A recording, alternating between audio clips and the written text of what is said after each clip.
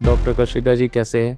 Thank you. मैं बिल्कुल अच्छी हूँ। आप सर कैसे हैं? मैं भी बहुत अच्छा हूँ। आजकल क्या होता है ना, जैसे कोई बच्चा है, घर पे ही हम एग्जांपल ले लें तो हम डांटने की कोशिश करते हैं। उस चीज़ पे अगर हम कंट्रोल लाना चाहें कि जो थोड़ा सा सोच के एंड देन वी रिएक्ट, तो ऐसा किस हिसाब से कर सकते हैं? अगर बच्चे से कोई गलती हुई है या बच्चा आकर कोई स्कूल की बात या कोई भी अपनी दुख तकलीफ खुशी की बात कोई भी अगर आपसे शेयर कर रहा है तो सबसे पहले आपकी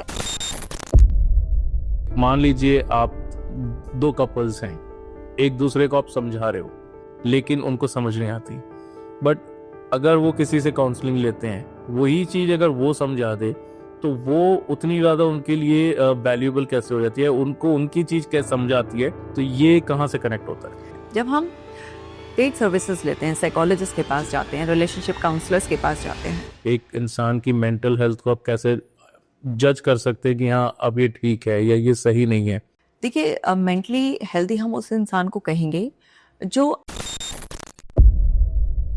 तो ये जो एंजाइटी है, इसका क्या, इसके पीछे का क्या कारण है? सेम जो अपोजिट लोग हैं आपके, जिनके लिए आप वो कर रहे हो, अगर वो आपको फिर भी उस चीज़ की अप्रिसिएशन ना दें तो फिर भी दिक्कत है यहाँ पे। तो उस सिचुएशन में वो बंदा क्या करेगा? स्ट्रेस कई लोग ज़बरदस्ती का भी लेते हैं, नहीं भी है तो भी ज़बरदस्ती, देखा देखी। तो ये इस चीज़ से कैसे बाहर निकला जा सकता है? नमस्कार, मैं रोहित एक बार फिर से आप सबका स्वागत करता हूँ मेरे अनदर पॉडकास्ट एपिसोड में। और आज के जो गेस्ट हमारे साथ हैं वो एक साइकोलॉजिस्ट हैं और उनका जो नाम है डॉक्टर कशिका जैन, जो मेरठ से है, और मोटिवेशनल स्पीकर, काउंसलर भी वो हैं। तो बहुत सारे चीज़ों के ऊपर हम आज बात करने वाले हैं। देखते हैं कि एक रिलेशनशिप हो गया या किसी की मेंटल हेल्थ हो गई या एक इंसान की साइकोलॉजी को कैसे हम बदल सकते हैं, कैसे उसको ओवरकम करा जा सकता है। तो ऐसी ही छोटी छोटी बातों के ऊपर आज हम चर्चा करने वाले हैं। पॉडकास्ट पूरा देखिएगा। अगर किसी का कोई कमेंट होगा तो मेंशन ज़रूर कीजिएगा। एंड स्वागत करते हैं। डॉक्टर कशिका जी कैसे हैं? Thank you. मैं बिल्कुल अच्छी हूँ। आप सर कैसे हैं? मैं भी बहुत अच्छा हूँ। एंड थैंक यू, आप शो पे आए। एंड उम्मीद करता हूँ कि जो भी हम डिस्कशन करेंगे, जो भी व्यूअर्स हैं, जो भी सब्सक्राइबर्स हैं, कहीं ना कहीं उनको उस चीज़ से बेनिफिट मिलेगा। डेफिनेटली मिलेगा। तो आपकी जर्नी के बारे में थोड़ा सा बताएं कि कैसे आपने शुरुआत की और क्यों आपने इस फील्ड को चूज़ किया। देखिए, मैं जब छोटी थी तो मैं बहुत ना बुली का शिकार हुई हूँ, ओके। क्योंकि मैं बहुत ही ज्यादा स्लिप थी। इसके नीचे जैसे होता है ना बच्चे, जी। बिल्कुल लेमन लैंग्वेज में हड्डियों का ढांचा, ओके। इतना ज्यादा पतली थी मैं। तो मुझे ना स्कूल में बहुत ज्यादा बुली किया जाता था, और इतना कि मतलब वो ना बच्चे मेरी कमर पे ऐसे हाथ रखकर ऐसे बिल्कुल नापते थे कि इसकी तो कमर ही नहीं है। ओके। कोई कहता था हैंगर है, कोई जैसा डंडी जैसी है, न शक्ल ना अकल, इस तरीके से बहुत सारे नेगेटिव कमेंट्स बार बार रिपीटेडली मैं सुनती थी। रिलेटिव से भी कुछ खास इज्जत नहीं करते थे। और मतलब जब एक बच्चा बार बार इस तरीके की चीजें सुनता है तो वो अंदर से ना टूटता चला जाता है। बिल्कुल टूट जाता। और जब मैं छोटी थी उस टाइम तो ये साइकोलॉजिकल हेल्प जैसा कुछ था ही नहीं। करेक्ट। क्योंकि उस टाइम पर अगर आप अपने पेरेंट्स को भी बताओ ध्यान मत दो, बच्चे तो ऐसे कहते हैं बेटा, चलो शिकायत कर देंगे, समझा देंगे, पर उससे ना कुछ सोल्यूशन नहीं निकलता, क्योंकि वो चीज़ बार बार आपके मन में बैठ जाती है। तो वो चीज़ मुझे इतना परेशान करने लगी, मेरे ये बिलीफ बन गए थे कि मैं अगली हूँ, मैं लाइफ में कुछ नहीं कर सकती हूँ, और सब लोग मुझे परेशान करें तो कोई भी मेरा फ्रेंड नहीं है। और मैं बहुत ज़्यादा अकेलापन महसूस करती थी, रोती थी, परेशान रहती थी, और मुझे बहुत एंग्जाइटी होने लगी। अभी तो मैं नाम दे पा रही हूँ कि वो एंग्जाइटी थी, उस वक्त तो नाम भी नहीं पता था। क्योंकि एंग्जाइटी में मेरे को पेट दर्द का बहुत सिम्टम आता था, तो हफ्ते में 2 से 3 बार मुझे डॉक्टर के पास जाना होता था, क्योंकि मेरे को बहुत ही ज्यादा पेन होता था। वो साइकोजेनिक पेन था, ये मुझे आज पता चल रहा है, लेकिन उस टाइम नहीं पता था। उस टाइम पर रियल में ऐसा था जैसे बॉडी में कुछ गड़बड़ है और बहुत पेन हो रहा है। तो इस तरह से मेरा स्कूल जाने का मन नहीं करता था, किसी से बात करने का मन नहीं करता था, और मैं बहुत ही शाय, इंट्रोवर्ट, मतलब अपने में रेस्ट्रिक्टेड होती जा रही थी। और उसका नेगेटिव इफेक्ट ऐसा हुआ कि मैं छोटी क्लासेस में फेल भी होने लग गई। और मतलब पढ़ाई में मन नहीं होता था, खेलने का मन नहीं करता था। फिर ऐसे ही जिंदगी चली जा रही थी, तो तभी मेरी एक टीचर मेरी लाइफ में आई। उन्होंने देखा ये लड़की बहुत गुमसुम सी रहती है, बोलती नहीं है। तो फिर उन्होंने मुझसे एक दिन पूछा कि क्या बात है। बहुत प्यार से पूछा तो इसलिए मैं बता पाई। कि मेरे साथ ये दिक्कत है। तो मेरी किस्मत अच्छी थी, कंट्रोल करके, लाइक अगर एक अथॉरिटी टाइप में पूछते तो शायद आप ना बता पाते। शायद ना बताती, क्योंकि उन्होंने बहुत प्यार से एकदम मदरली टच से मेरे सर पे हाथ फेर के बहुत आराम से पूछा कि मुझे बताओ, मैं हेल्प करूंगी। बिल्कुल। और मैंने जब बताया तो फिर वो बताते बताते मैं ऐसा हुआ कि खुलते ही चली गई उनके सामने। और फिर उन्होंने भी मुझे समझा, वो बुद्ध की फॉलोअर थी। अच्छा। और उन्होंने मुझे एक बात बताई जो मेरे दिमाग में उसी मोमेंट से ही बैठ गई थी कि हम जो अपने बारे में सोचते हैं वो सच होता है, और जो दूसरे हमें बताते हैं वो झूठ होता है। Okay. अब ये बात उन्होंने बताई थी मुझे, क्योंकि बुद्ध क्या कहते हैं ना कि आप जो सोचते हैं वो बन जाते हैं। तो उन्होंने मुझे बोला कि तुम अगर ये सोचोगे कि मैं अच्छी दिखती हूँ, मैं लोगों के सामने बोल सकती हूँ, मैं क्लास में अच्छे नंबर ला सकती हूँ, मैं डांस कर सकती हूँ, तुम जो बोलोगी वो तुम्हारा सच बन जाएगा, बस तुम्हें बार बार बोलना है और बार बार लिखना है। हाँ, तो इसको अगर हम देखें कहीं ना कहीं एक तो बिलीफ सिस्टम हो गया और मैनिफेस्टेशन, अगर दूसरे शब्दों में कहें तो मैनिफेस्ट की कंप्लेन नहीं करनी है एंड ऑलवेज हमेशा अच्छा ही बोलना है। ये भारी भरकम वर्ड्स अब हमें पता है कि हम ना पॉजिटिव रीइंफोर्समेंट कर रहे थे, अपने नए बिलीफ डेवलप कर रहे थे, हम पॉजिटिव उस पर ना ध्यान दे रहे थे, हम मैनिफेस्ट कर रहे थे कुछ। आज हमारे पास वोकैबुलरी है कि हम ये सब दे सकते हैं। उस वक्त कुछ नहीं पता था जी। ना ही मेरी टीचर ने मुझे बताया था कि ये सारे वर्ड्स हैं। बिल्कुल। उन्होंने बस ये बोला कि ये करना है। अब डूबते को तो तिनके का सिरना होता है ना, तो मेरे पास होने के लिए और क्या ही था ना, कुछ भी नहीं था। मैंने बोला ये टीचर है, सबसे पहले तो ये था टीचर है, ये ज्यादा पढ़ी लिखी है, इनको पता है कि क्या बता गलत गाइड भी नहीं करे, ये सही गाइड कर रही है मुझे। तो मेरे बच्चे दिमाग ने उन पर यकीन कर लिया। फिर वो मेरे स्कूल से पास में उनका घर था, तो मुझे रोज छुट्टी के बाद अपने घर 1-1.5 घंटे के लिए ले जाती थी। उनको ना पहले से एक बेटी की चाहत थी और उनके 2 बेटे थे। तो मेरी किस्मत अच्छी मानो ये कि मेरे रूप में उनको ऐसा लग रहा था कि जैसे वो एक बेटी पाल रही हैं, और मुझे ऐसा टीचर मदर मिल गई थी एक। और मैं डेली जाती थी उनके घर पे और वो मुझे लिखवाती थी जितना भी अच्छा उस टाइम पर मेरी जो रिक्वायरमेंट थी। जैसे मैं क्लास में बोलती नहीं थी, आंसर आता था लेकिन मैं बोलती ही नहीं थी, मैं पार्टिसिपेट करने के लिए कभी हाथ ही नहीं उठाती थी। तो वो जो उस टाइम की मेरी रिक्वायरमेंट थी, सबसे पहले उन्होंने उसमें मजबूत किया। तो उससे क्या हुआ कि 3-4 महीने के बाद ही इफेक्ट आने लगा कि मेरे अंदर हिम्मत आने लगी, मैं बोलने लगी, और मैं क्लास में जो एकदम से बच्चा फेल हो रहा है सब्जेक्ट्स में, वो इम्प्रूव करने लगा। और धीरे धीरे वो मेरी हेजिटेशन खुलती चली गई, और इतनी खुल गई कि मैं 12th में अपने स्कूल की हेड गर्ल बन गई। और उस टाइम पर कंपटीशन ये था कि पहले तो क्या था, वोटिंग से हो जाता था कि जो लड़कियां ना पसंद करती हैं उनको वोट देते थे, देखिए इनको बना दे। लेकिन मेरे वाले उसमें क्या हुआ, उसी साल रूल आया था कि आपको असेंबली में स्पीच देनी है। अच्छा। और उसके बेसिस पर ही हेड गर्ल चुनी जाएगी। ठीक है। तो मेरे स्कूल में 750 के करीब बच्चे पढ़ते थे, तो उन सबके सामने असेंबली में स्पीच दी, तब मेरा सिलेक्शन हुआ। तो जो लड़की बिल्कुल नहीं बोलती थी, 2 शब्द उसके मुंह से नहीं निकलते थे, वो इतनी टीचर स्टाफ के सामने और इतने बच्चों के सामने उसने बोला, और उसके बेसिस पर उसका सिलेक्शन हुआ। तो वो कॉन्फिडेंस मुझे वहां से आया। फिर जब आप साइकोलॉजी पढ़ते हो और फिर इसी फील्ड में आप अंदर और घुसते चले जाते हो, फिर तो कहते हैं ना आपके सामने पूरा एक खजाना ही खुल गया है। बिल्कुल। फिर तो आप समझते ही जाते हो कि जो हम एक्चुअली अपने बारे में सोचते हैं, जो इमेज हमारे अंदर हमारी है, वही चीज डिसाइड करती है कि दूसरे की बात आप पर कितना इम्पैक्ट डालेगी, या उसकी बात जस्ट ऐसे कि ना कोई पासिंग नॉइज है, करेक्ट, कुछ भी इम्पैक्ट नहीं डालेगी। तो अब तो बात बिल्कुल ही अलग है। लेकिन मेरा जो पर्पस था इस फील्ड को और एक्सप्लोर करने का, लोगों की हेल्प करने का, ट्रांसफॉर्म करने का, वो मेरी खुद की जर्नी से मैं बहुत इंस्पायर हूँ, क्योंकि मुझे पता है ट्रांसफॉर्मेशन पॉसिबल है। नो मैटर आप कितने भी ब्रोकन हो, लेकिन आप बहुत ही ब्यूटीफुली ट्रांसफॉर्म हो सकते हो। हाँ, विश्वास अगर है तो डेफिनेटली हो सकता है। अब आप देखो कि एक लो कॉन्फिडेंस, और आपने ये भी तक भी सोच लिया था कि शायद मैं ही सबसे खराब हूँ, या जो भी आपने मुझे लगता ही था मैं बर्थलेस ही हुई, यूजलेस हूँ। और फिर वो बाउंस बैक करना, कहीं ना कहीं एक एडवाइस एक टीचर की, तो शायद उन्होंने जो तरीके से समझाना चाहिए उस हिसाब से आपको समझाने की कोशिश की। लाइक आजकल क्या होता है ना, जैसे कोई बच्चा है घर पे ही, हम एग्जांपल ले लें, तो हम डांटने की कोशिश करते हैं बजाय कुछ रिएक्शन ज़्यादा होता है, कहीं ना कहीं बिना समझे हम अपना रिएक्शन दे देते हो। हो सकता है कि कहीं ना कहीं थोड़ी देर के बाद रियलाइजेशन होता है कि नहीं, शायद आराम से बात की जा सकती थी या पूछा जा सकता था। बट वो इंस्टेंट जो हमारा दिमाग है, वो कहीं ना कहीं उस चीज़ पे अगर हम कंट्रोल लाना चाहें कि जो थोड़ा सा सोच के एंड देन वी रिएक्ट, तो ऐसा किस हिसाब से कर सकते हैं? जी, देखिए, ये तो है ही ना, पेरेंट्स ना रिएक्टिव रहते ही हैं, बिल्कुल।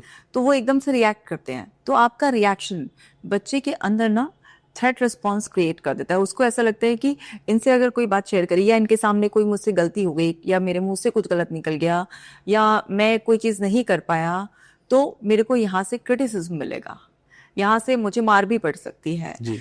ये लोग और लोगों को भी बता सकते हैं। जैसे कई बार क्या होता है, बच्चे की बात ना चाचा के सामने बता दी, बुआ के सामने बता दी, मामा मामी के सामने बता दी है, तो उससे बच्चे को और ये फील होता है कि ना मेरे को बहुत शेमफुल फील होगा, तो वो ना अपना एक्सप्रेशन रेस्ट्रिक्ट कर लेता है।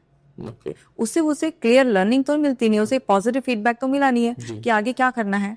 उसे तो सिर्फ ये मैसेज मिला है कि गलती नहीं करनी है, बात नहीं शेयर करनी है, क्योंकि इसका पनिशमेंट मिल रहा है मुझे। जी। लेकिन अगर बच्चे से कोई गलती हुई है, या बच्चा आकर कोई स्कूल की बात या कोई भी अपनी दुख तकलीफ खुशी की बात कोई भी अगर आपसे शेयर कर रहा है, तो सबसे पहले आपकी अटेंटिव लिसनिंग, उसको अटेंशन देना, उसकी बात को बहुत ध्यान से सुनना, उसको एक्सेप्टेड फील कराता है। जी। और जैसे ही कोई इंसान एक्सेप्टेड फील करता है, इंपॉर्टेंट फील करता है, क्योंकि उसे अच्छे से सुना जा रहा है, तो वो और एक्सप्रेसिव हो जाता है। और फिर अगर उसकी कहीं गलती आप पकड़ते भी हो, तो उसे आप बहुत ही आराम से एक फीडबैक दे सकते हो कि इस चीज को और डिफरेंट तरीके से भी हैंडल किया जा सकता था। तो कोई बात नहीं, गलती हो गई, ऐसा हम सबसे होता है, नॉर्मलाइज करते हैं कि गलती करना नॉर्मल है।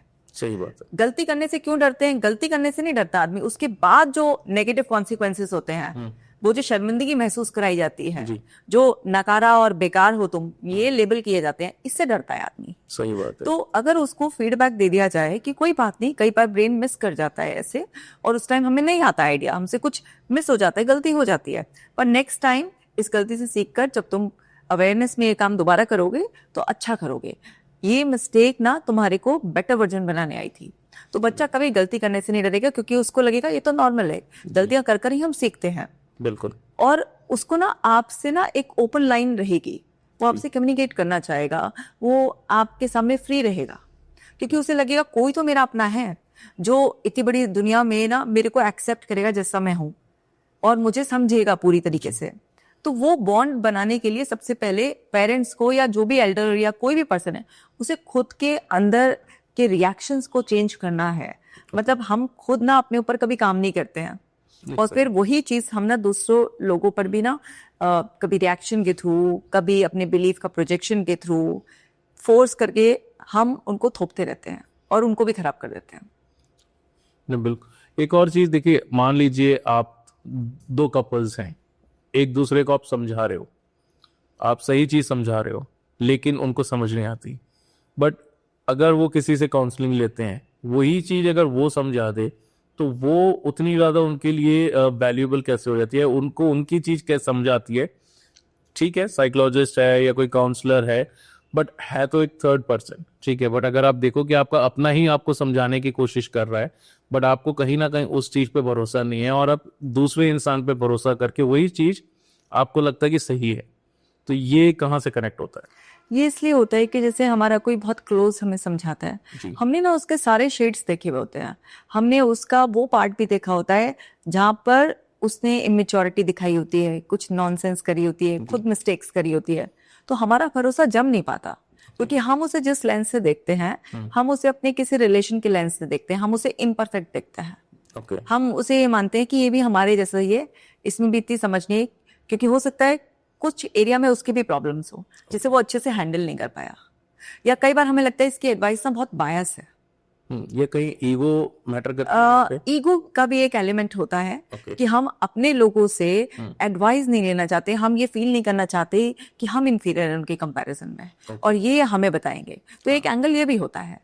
लेकिन क्योंकि हमने उसका हर शेड देखा होता है, बहुत क्लोज से देखा हुआ होता है, तो उसके लिए हमारा दिमाग इतना विश्वास नहीं कर पाता उस चीज पर, तो हमें लगता है कि बायस भी है, हमारी कई बार ईगो भी आ जाती है, और कहीं हमें लगता है उसकी एडवाइस पे एक डाउट भी रहता है। जब हम पेड सर्विसेज लेते हैं, साइकोलॉजिस्ट के पास जाते हैं, रिलेशनशिप काउंसलर्स के पास जाते हैं, तो पहले से ही हमारा माइंडसेट बना हुआ होता है कि ये इस फील्ड के एक्सपर्ट्स हैं, इन्होंने इतने सारे केसेस देखे हैं, इनको एक्सपीरियंस है, और दूसरी बात है ये मेरे रिश्ते में कुछ नहीं लगते हैं, हाँ, तो आप तो बायस नहीं इनका जो है ना एडवाइस जो है वो बायस नहीं होगा। नहीं होगा, बिल्कुल। तो ये ना मतलब मेरे को जेन्युइन एडवाइस देंगे और ये कॉम्पिटेंट है, ये एडवाइस देने की कैपेसिटी में है। और जहां आदमी पैसा खर्च करता है वहां पर वो उस एडवाइस की वैल्यू भी करता है। वैल्यू करता है, ये फ्री की चीजों की वैल्यू नहीं होती है, सही बात क्योंकि रिश्तेदार तो आपको मुफ्त की एडवाइस दे रहा है ना। बिल्कुल। और सच में रिश्तेदार की एडवाइस में कहीं ना कहीं थोड़ा सा बायसनेस भी होती है, और रिश्तेदार की एडवाइस में कहीं ना कहीं थोड़ा सा उसके अपने पर्सनल एक्सपीरियंसेस और उसका खुद का बिलीफ सिस्टम भी इंटरफेयर करता ही करता है। बिल्कुल। लेकिन जो हम लोग प्रोफेशनल लोग होते हैं, सो हम अपने पर्सनल बिलीफ सिस्टम को या मेरा अपना क्या एक आइडेंटिटी नजरिया है या किसी दूसरे के एक्सपीरियंस या मेरी पर्सनल लाइफ की एक्सपीरियंसेस की बेस पर हम एडवाइस नहीं देते हैं। ओके। हम जो भी करते हैं किसी भी क्लाइंट के केस में, जो भी एडवाइस देते हैं या थेरेपीज कंडक्ट करते हैं, वो सब कुछ क्लाइंट बेस्ड होती है, क्लाइंट स्पेसिफिक होती है। ओके। उसके अनुसार जो उसके लिए सुटेबल है, टेलर मेड प्रोग्राम होता है वो। ओके। तो इसलिए वो एडवाइस वहां काम कर जाती है। तो इसका कोई ड्यूरेशन होता है? देखिए ये प्रॉब्लम जो इश्यूज लेकर आते हैं उस पर डिपेंड करता है। ओके। अगर अभी डिफरेंसेस शुरू हुए हैं और दोनों ही पार्टनर एक्सेप्टेंस मोड में हैं, वो इस बात को समझ रहे हैं कि कुछ चैलेंजेस हैं और हमें ओवरकम करना है, दोनों ही म्यूचुअली एग्री कर रहे हैं इस चीज पर, तो वहां पर कम सेशंस में सॉल्यूशन निकल आएगा। करेक्ट। जहां पर एक को लग रहा है कि मेरा पार्टनर गलत है पर मैं सही हूँ, और उसे लग रहा है ये थेरेपी वेरेपी में दूसरा हमारा क्या कोई हेल्प करेगा, ये तो हमारा आपस का मैटर है, तुम सही हो जाओ तो सब सही हो जाएगा। ओके। तो ऐसे लोगों को हैंडल करना दूसरे लोगों के मुकाबले में थोड़ा सा मुश्किल होता है, क्योंकि उसका तो माइंडसेट ही नहीं है ना, उसको तो लग ही नहीं रहा कि मेरे अंदर कुछ एरिया ऑफ इम्प्रूवमेंट है, मुझे सुधार की जरूरत है। उसे तो लग रहा है कि मेरा पार्टनर अगर बदल जाए तो हमारे झगड़े ही खत्म हो जाएंगे। सही बात। तो ये केस टू केस डिपेंड करता है कि कितने नंबर ऑफ सेशंस लगेंगे, किस तरीके से हमें उन कपल्स को लेकर चलना है, बट रिजल्ट निकल ही आता है। Okay. Mean basically mental awareness की बात अगर हम करें तो मेंटल हेल्थ को आप कैसे एक्सप्लेन करेंगे यहाँ पे? एक इंसान की मेंटल हेल्थ को आप कैसे जज कर सकते हैं कि हाँ अब ये ठीक है या ये सही नहीं है, तो उस चीज को आप कैसे एक्सप्लेन करेंगे? देखिए मेंटली हेल्दी हम उस इंसान को कहेंगे जो अपने शेडो साइड को भी जानता है। हम सबके अंदर ना एक डार्क साइड होती है।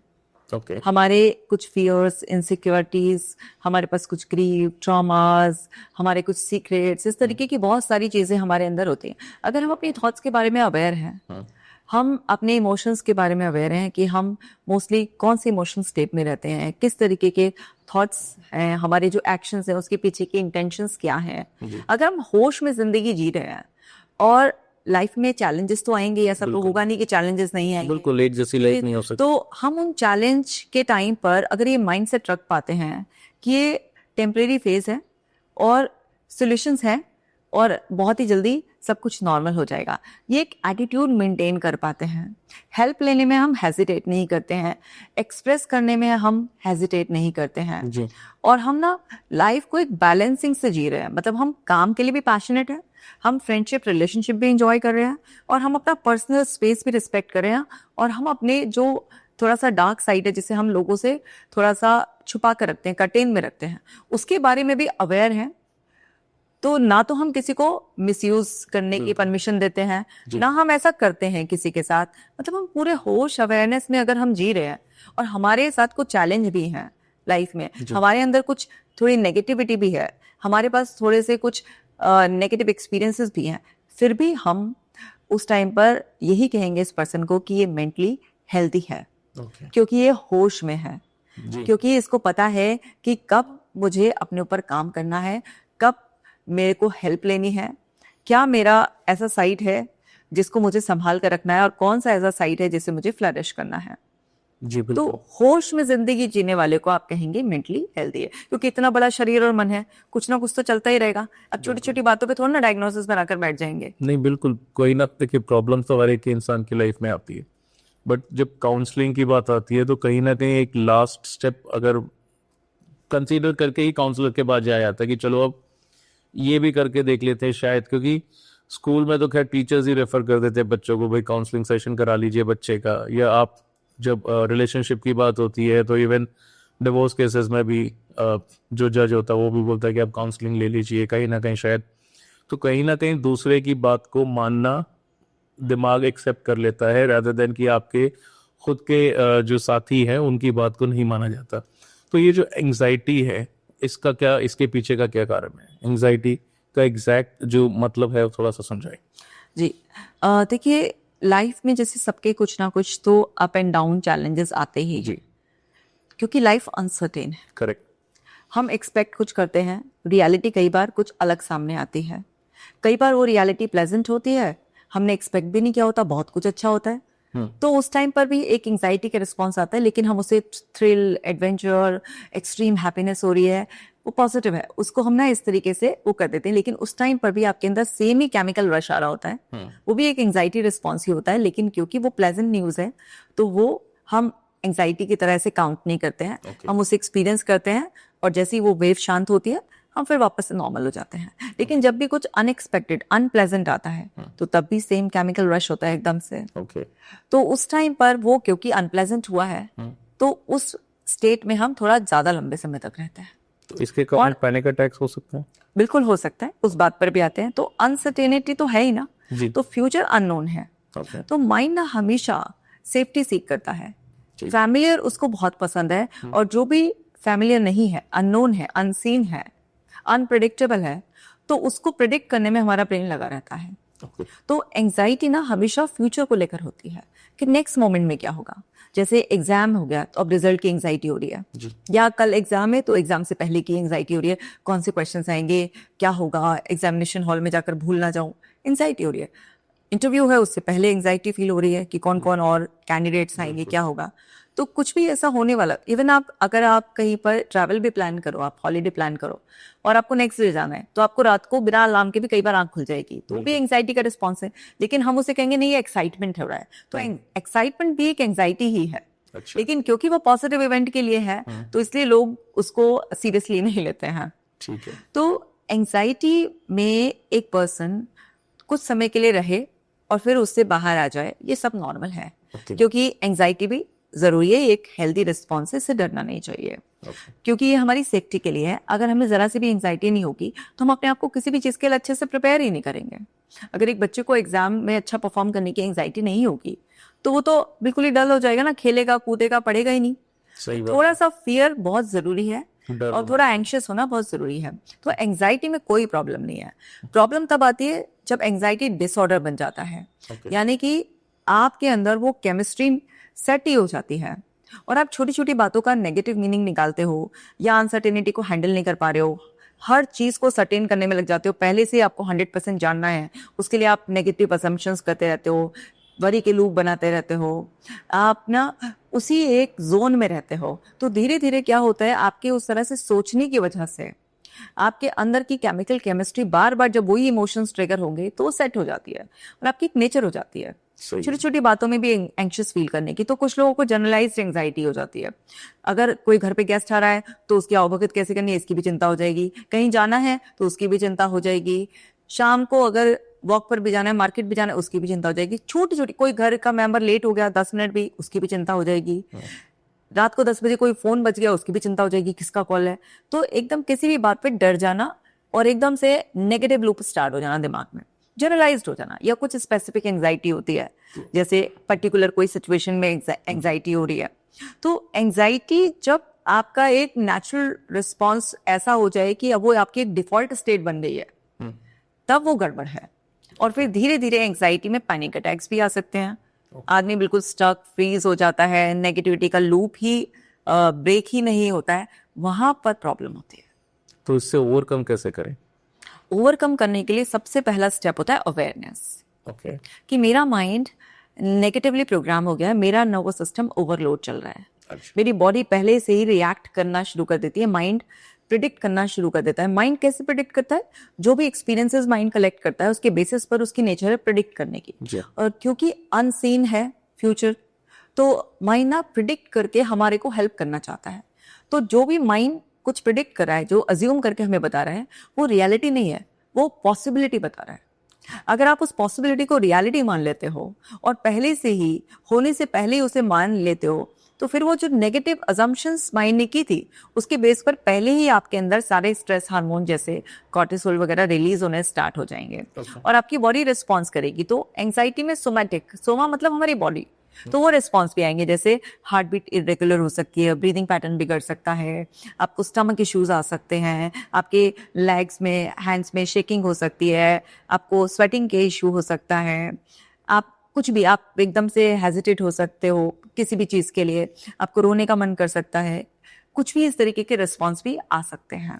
ये बेसिकली जहाँ तक मुझे समझ आ रहा है कि आपके अंदर एक नेगेटिव थॉट या कहीं ना कहीं कोई डर जो आपकी एंजाइटी या पैनिक अटैक का कारण बनता है, तो मे बी जो आपके जो एनवायरनमेंट है, आसपास की चीज़ें हैं या टॉक्सिक लोग हैं या नेगेटिव लोग हैं, तो अगर उनके साथ आपका उठना बैठना ज़्यादा हो तो शायद उन लोगों को ये ज़्यादा ट्रिगर करता होगा। या मे बी आप अपनी एनवायरनमेंट को उतना अच्छा रखें, अच्छे लोगों के साथ बैठे, अच्छे पॉजिटिव लोगों के साथ बैठे, तो शायद बचा जा सकता है।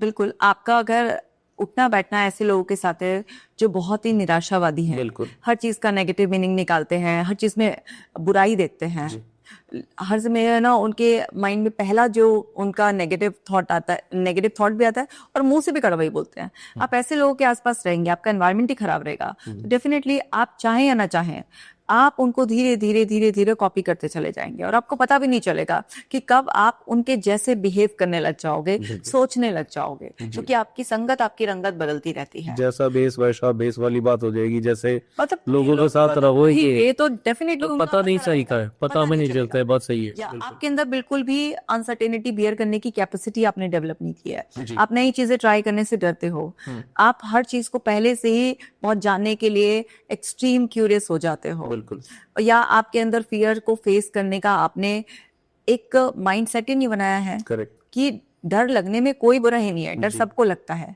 लेकिन कुछ लोग डर में डर कर बैठ जाते हैं और कुछ लोग डर का सामना करते हैं। तो फियर को फिनिश करने का एक ही तरीका है, उसे फेस करना। तो अगर आपने अपने अंदर वो पावर ही डेवलप नहीं की, आपने खुद का कॉन्फिडेंस डेवलप नहीं किया, और कॉन्फिडेंस कैसे आता है, पहले एक्शन लेना पड़ता है, उस एक्शन से जो एक्सपीरियंस आता है उससे आपका कॉन्फिडेंस डेवलप होता है जी। तो आपने अगर अपना खुद का कॉन्फिडेंस डेवलप नहीं किया तो आपके अंदर एंजाइटी ज्यादा होगी ही, क्योंकि अगर आपकी एंजाइटी ज्यादा है तो डेफिनेटली आपका कॉन्फिडेंस कम है।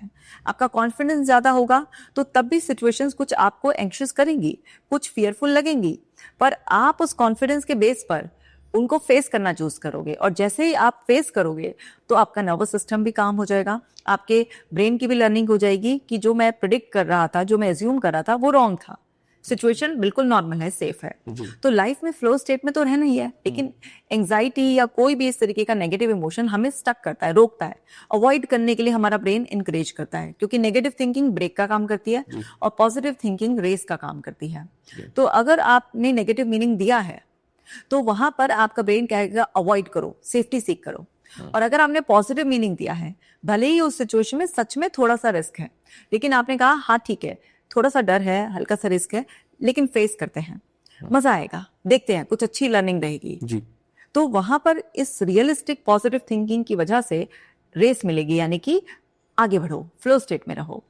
तो लाइफ में इस तरीके के चैलेंजेस, एक्सपीरियंसेस, हमें वैरायटी ऑफ एक्सपीरियंसेस होंगे।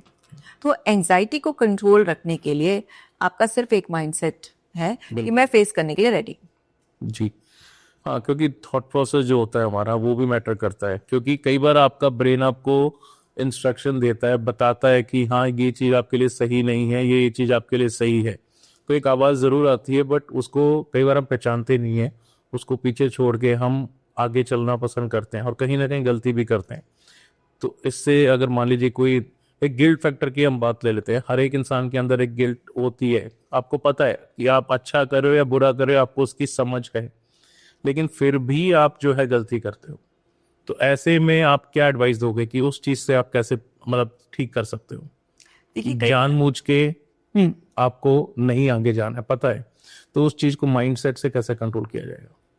कई बार इंसान को पता होता है कि क्या गलत है और क्या सही है जी, लेकिन उसके बावजूद भी वो वापस से गलती को दोहराता है। बिल्कुल, या तो मजबूरी में करेगा या बचकानी हरकत हम बोल सकते हैं, बेवकूफाना में करेगा।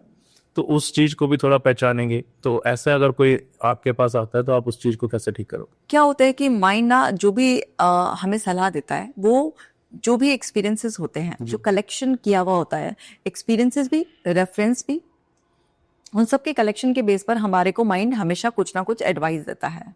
तो जरूरी नहीं कि आपका ब्रेन हर बार आपको सही एडवाइस देता है, ब्रेन बहुत झूठ भी बोलता है। अच्छा। यस। ओके। क्योंकि अगर आपने एक नेगेटिव व्यू बना रखा है दुनिया का, लोगों के बारे में, जी। तो वो तो फिर उसी व्यू के अकॉर्डिंग ही आपको एडवाइस देगा। तो ब्रेन की एडवाइस सही कहाँ है? इतना कहाँ लोग खराब हैं, अच्छा। इतना कहाँ दुनिया खराब है। ओके। तो जो आपने अपने बिलीफ बना रखे हैं, जो आपने अपने पर्सनल एक्सपीरियंसेस अंदर जोड़ रखे हैं, तो ब्रेन तो उन्हीं के बेसिस पर आपको सजेस्ट करेगा। तो आपका ब्रेन जब भी आपको कोई सलाह दे रहा है, इसका मतलब ये नहीं है कि वो 100% एक्यूरेट है, ठीक है। क्योंकि उसके पास जो एक्सपीरियंसेस हैं वो उसके बेसिस पर प्रेडिक्ट कर रहा है।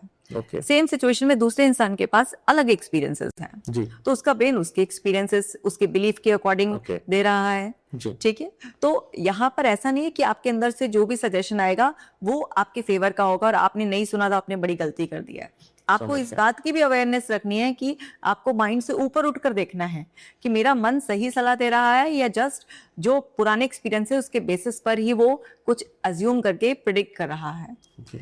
अब किसी इंसान को पता है कि कुछ गलत है, जी। लेकिन फिर भी वो गलत कर रहा है, तो इसके पीछे उसकी केमिस्ट्री, जो पास्ट पैटर्न्स हैं, उसका एक पैटर्न बना हुआ है कि उसे पता होता है कि यह गलत है, लेकिन फिर भी वो करता वही है। Okay. मतलब अपने एक्शंस नहीं बदलता, और वो उसने बार बार अवेयरनेस को अब्यूज किया है और उसने बार बार वही चीज रिपीट की है। तो जब आप कुछ चीज बार बार रिपीट करते हो तो उसका ना आपका माइंड एक पैटर्न क्रिएट कर देता है।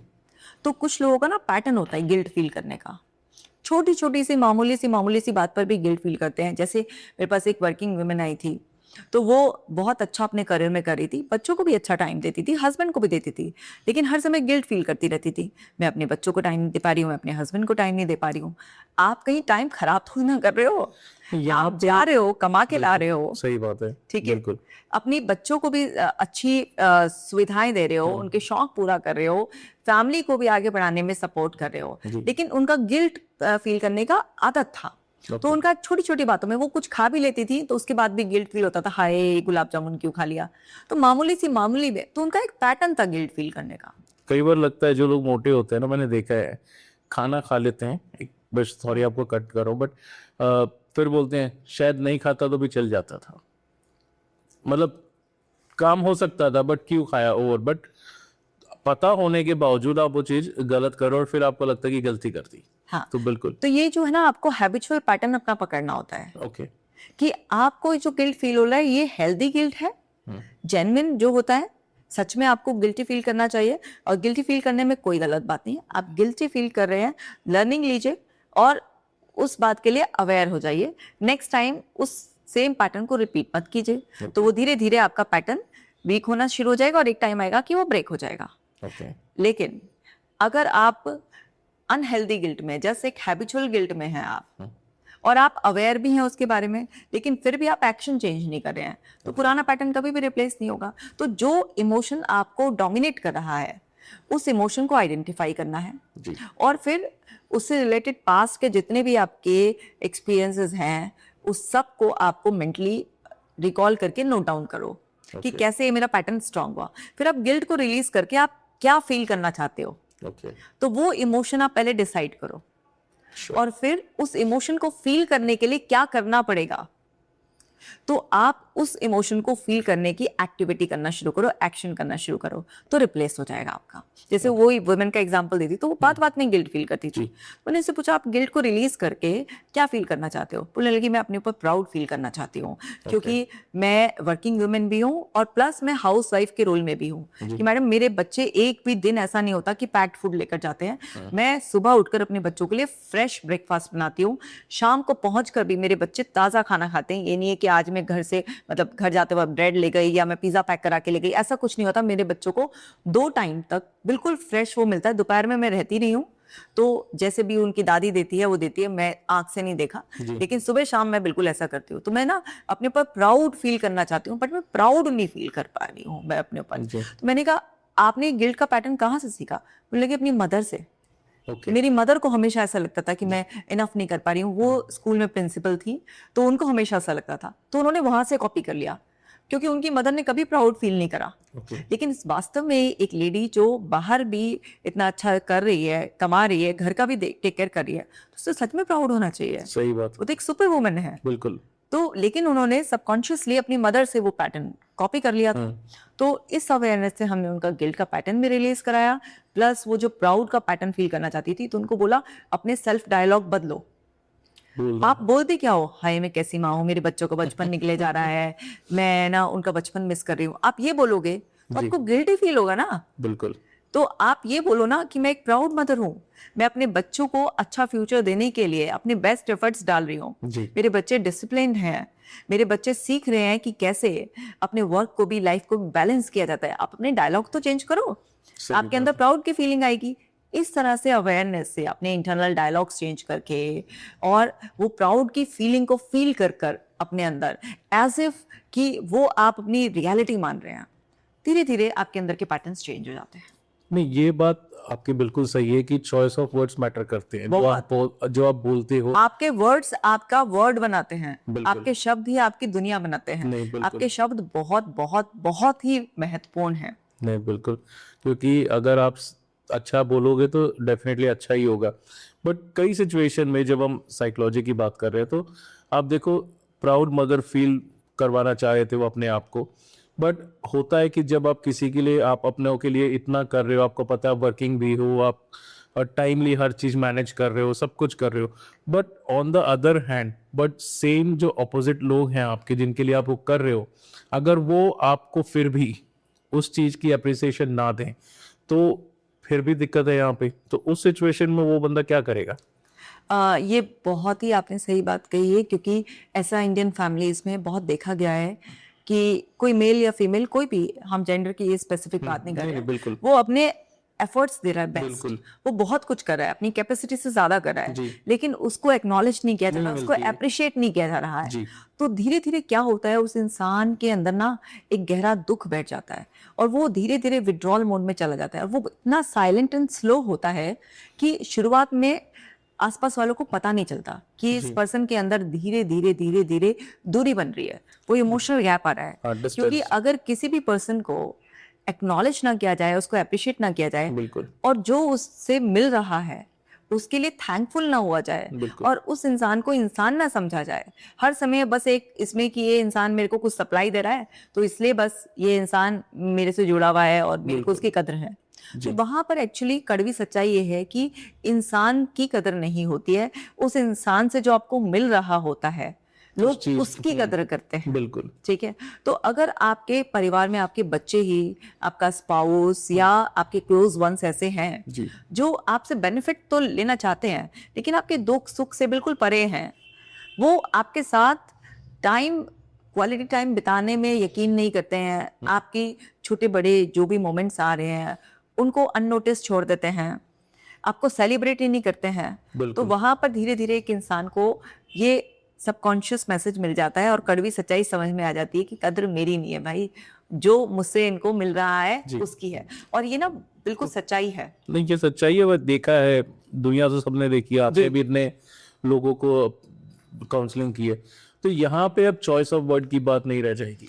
रहेगी, बिल्कुल रहेगी सर, बिल्कुल रहेगी। हाँ, देखिए जैसे अगर सपोज कीजिए मुझे पता चल जाए कि मैं अपने बच्चे के लिए बहुत कर रही हूँ लेकिन मेरे बच्चा जो है ना मेरे को फिर भी उतनी वैल्यू नहीं कर रहा है, ये मुझे आभास मान लीजिए सपोज हो गया, बिल्कुल, तो यहाँ पर ना मेरे पास चॉइस है कि मैं इस बात का दुख पकड़ कर बैठ जाऊं या मैं इस बात का दुख पकड़ने की बजाय जो लाइफ की रियलिटी है, जो कड़वी सच्चाई है, उसे आराम से डाइजेस्ट कर जाऊं, क्योंकि जिस भी चीज को आप डाइजेस्ट कर जाते हो ना वो हार्मलेस होती है, जिसको आप डाइजेस्ट नहीं कर पाते हो वही डिस्कम्फर्ट पैदा करती है। जब आप खाना भी खाते हो ना, अगर आपको डाइजेस्ट हो जाता है ना आपने जो भी खाया है, तो वो आपके शरीर में कोई नेगेटिव रिस्पॉन्स नहीं देता, बिल्कुल, लेकिन जिसको आप डाइजेस्ट नहीं कर पाते हो, आपको बार बार तकलीफ हो रही होती है, बस वही आपके अंदर विशाला होता है।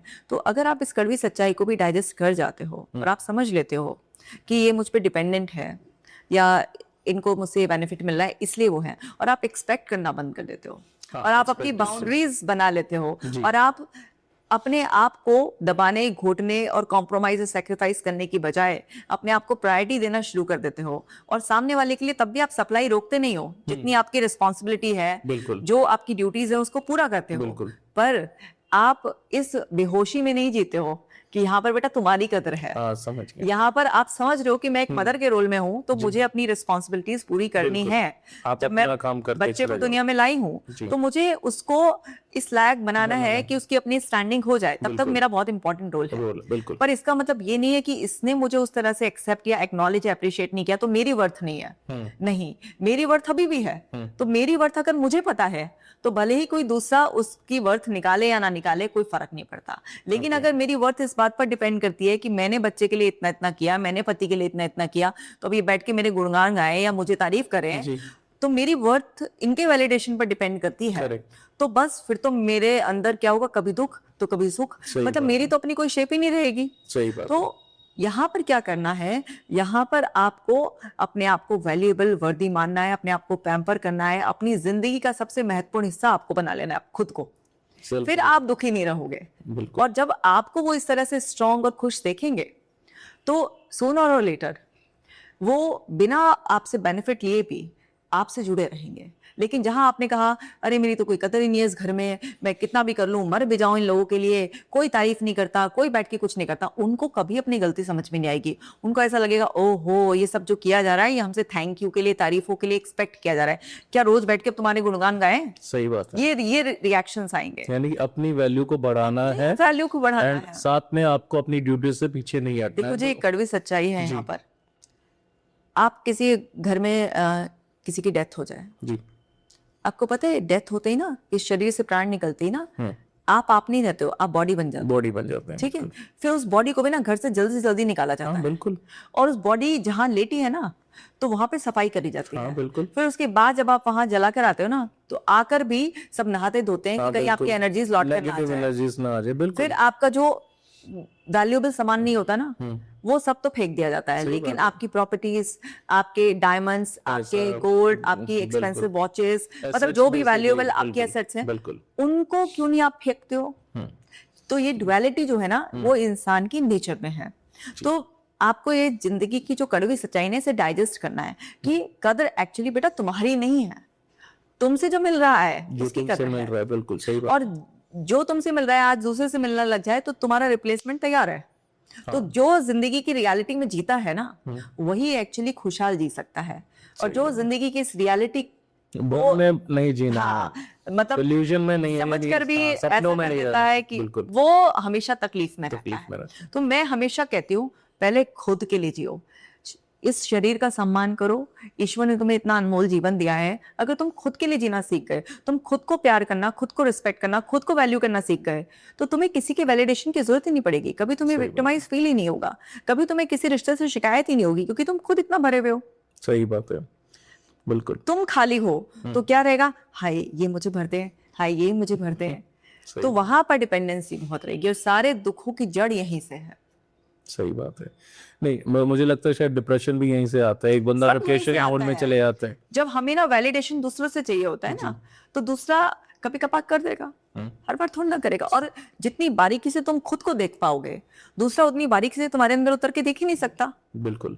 तो इसलिए खुद को वैलिडेट करो, खुद का कॉन्फिडेंस डेवलप करो, खुद को प्रायोरिटी दो, खुद के सपने जियो। तुम यहाँ पर अलग पर्पस से आए हो, तुम दूसरे को देख के कंपटीशन में आ गए, तुम दूसरे को देखकर कंपैरिजन में चले गए, तुमने अपनी धज्जियां उड़ा ली अंदर से, और तुम वो जिंदगी जी रहे हो जो तुम जीना नहीं चाहते हो। भले ही तुम पैसा कमा लोगे, भले ही तुम सर्कल जुटा लोगे, लेकिन तुम अंदर से खाली के खाली हो, क्योंकि तुमने रेट रेस में वो सब तो जोड़ लिया जो आज की दुनिया कर रही है, लेकिन तुमने अपना पर्पस ही लॉस्ट कर दिया।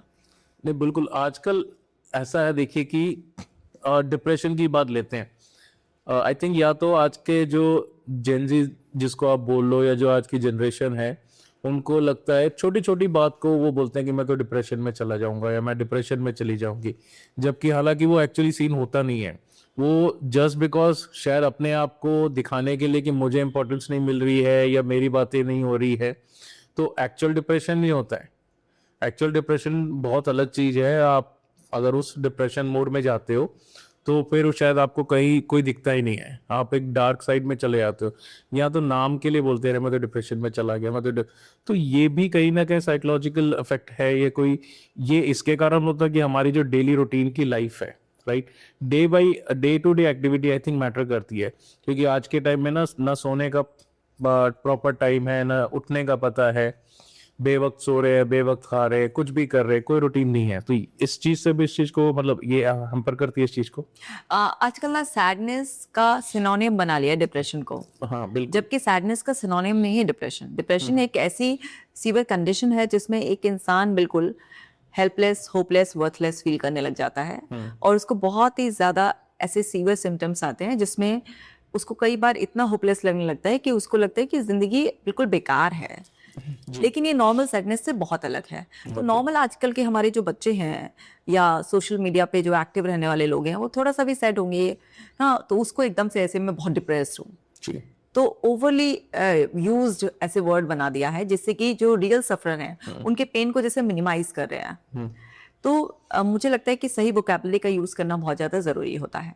और आजकल जो लोगों का लाइफस्टाइल है, लेट नाइट तक जागना, सुबह देर से उठना, जो नेचुरल लाइट का एक्सपोजर है, सनलाइट का एक्सपोजर है, उससे टोटली डिस्कनेक्ट, फिर लेट उठेंगे तो जल्दी जल्दी हड़बड़ी में दिन की शुरुआत करेंगे, तो वो एक्सरसाइज, फिटनेस से रिलेटेड जितनी चीजें हैं वो सब भी मिस कर देते हैं। जी बिल्कुल। और जिस टाइम पर उठकर एक्सरसाइज हो जानी चाहिए थी, ब्रेकफास्ट हो जाना चाहिए था, अब आप उस टाइम पर तो 11 बजे 12 बजे दिन में उठ ही रहे हैं। सही बात। ठीक है, इतने में बाहर जो सूरज से हमारे अंदर की क्लॉक चलती है, तो वो तो कितना आगे बढ़ गया ना जी।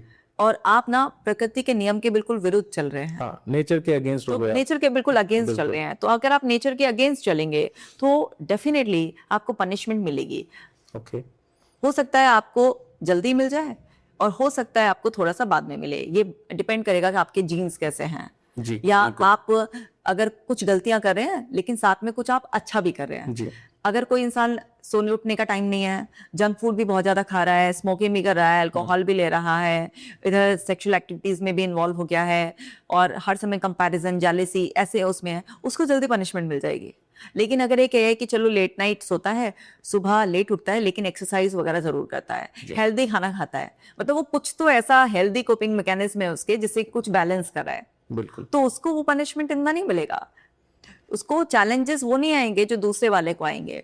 तो ये डिपेंड करेगा कि कौन पर्सन क्या कर रहा है एक्चुअल में। जो ज्यादा तबाही मचाएगा, जो जैसे कहते हैं ना, जो ज्यादा बदमाश शैतान बच्चा होता है, जिसका गुनाह ज्यादा बड़ा होता है तो उसको सजा भी बड़ी मिलती है, और जिसकी बदमाशी छोटी मोटी होती है तो उसको छोटी मोटी सजा मिलती है, लेकिन बख्शा किसी को नहीं जाता। प्रकृति प्यारी भी बहुत है, लेकिन जब वो गुस्से में आती है तो तबाही भी प्रकृति मचाती है। ये देखिए, इतने खूबसूरत पेड़ पौधे, सब कुछ हमें, ताजी हवा, सूरज, सब प्रकृति ने दिया है ना, लेकिन जब प्रकृति तबाही पर आती है तो भूकंप भी आता है ना, बाढ़ भी आती है, सब तहस नहस हो जाता है। बिल्कुल, भगवान भी नेचर के अगेंस्ट कभी नहीं गए। बिल्कुल, जो चीज जब होनी है तभी होनी चाहिए, ना पहले होगी ना बाद में होगी, समझने का फर्क होता है। तो माँ प्रकृति से कभी भी पंगा नहीं लेना चाहिए। नहीं, बिल्कुल नहीं लेना चाहिए।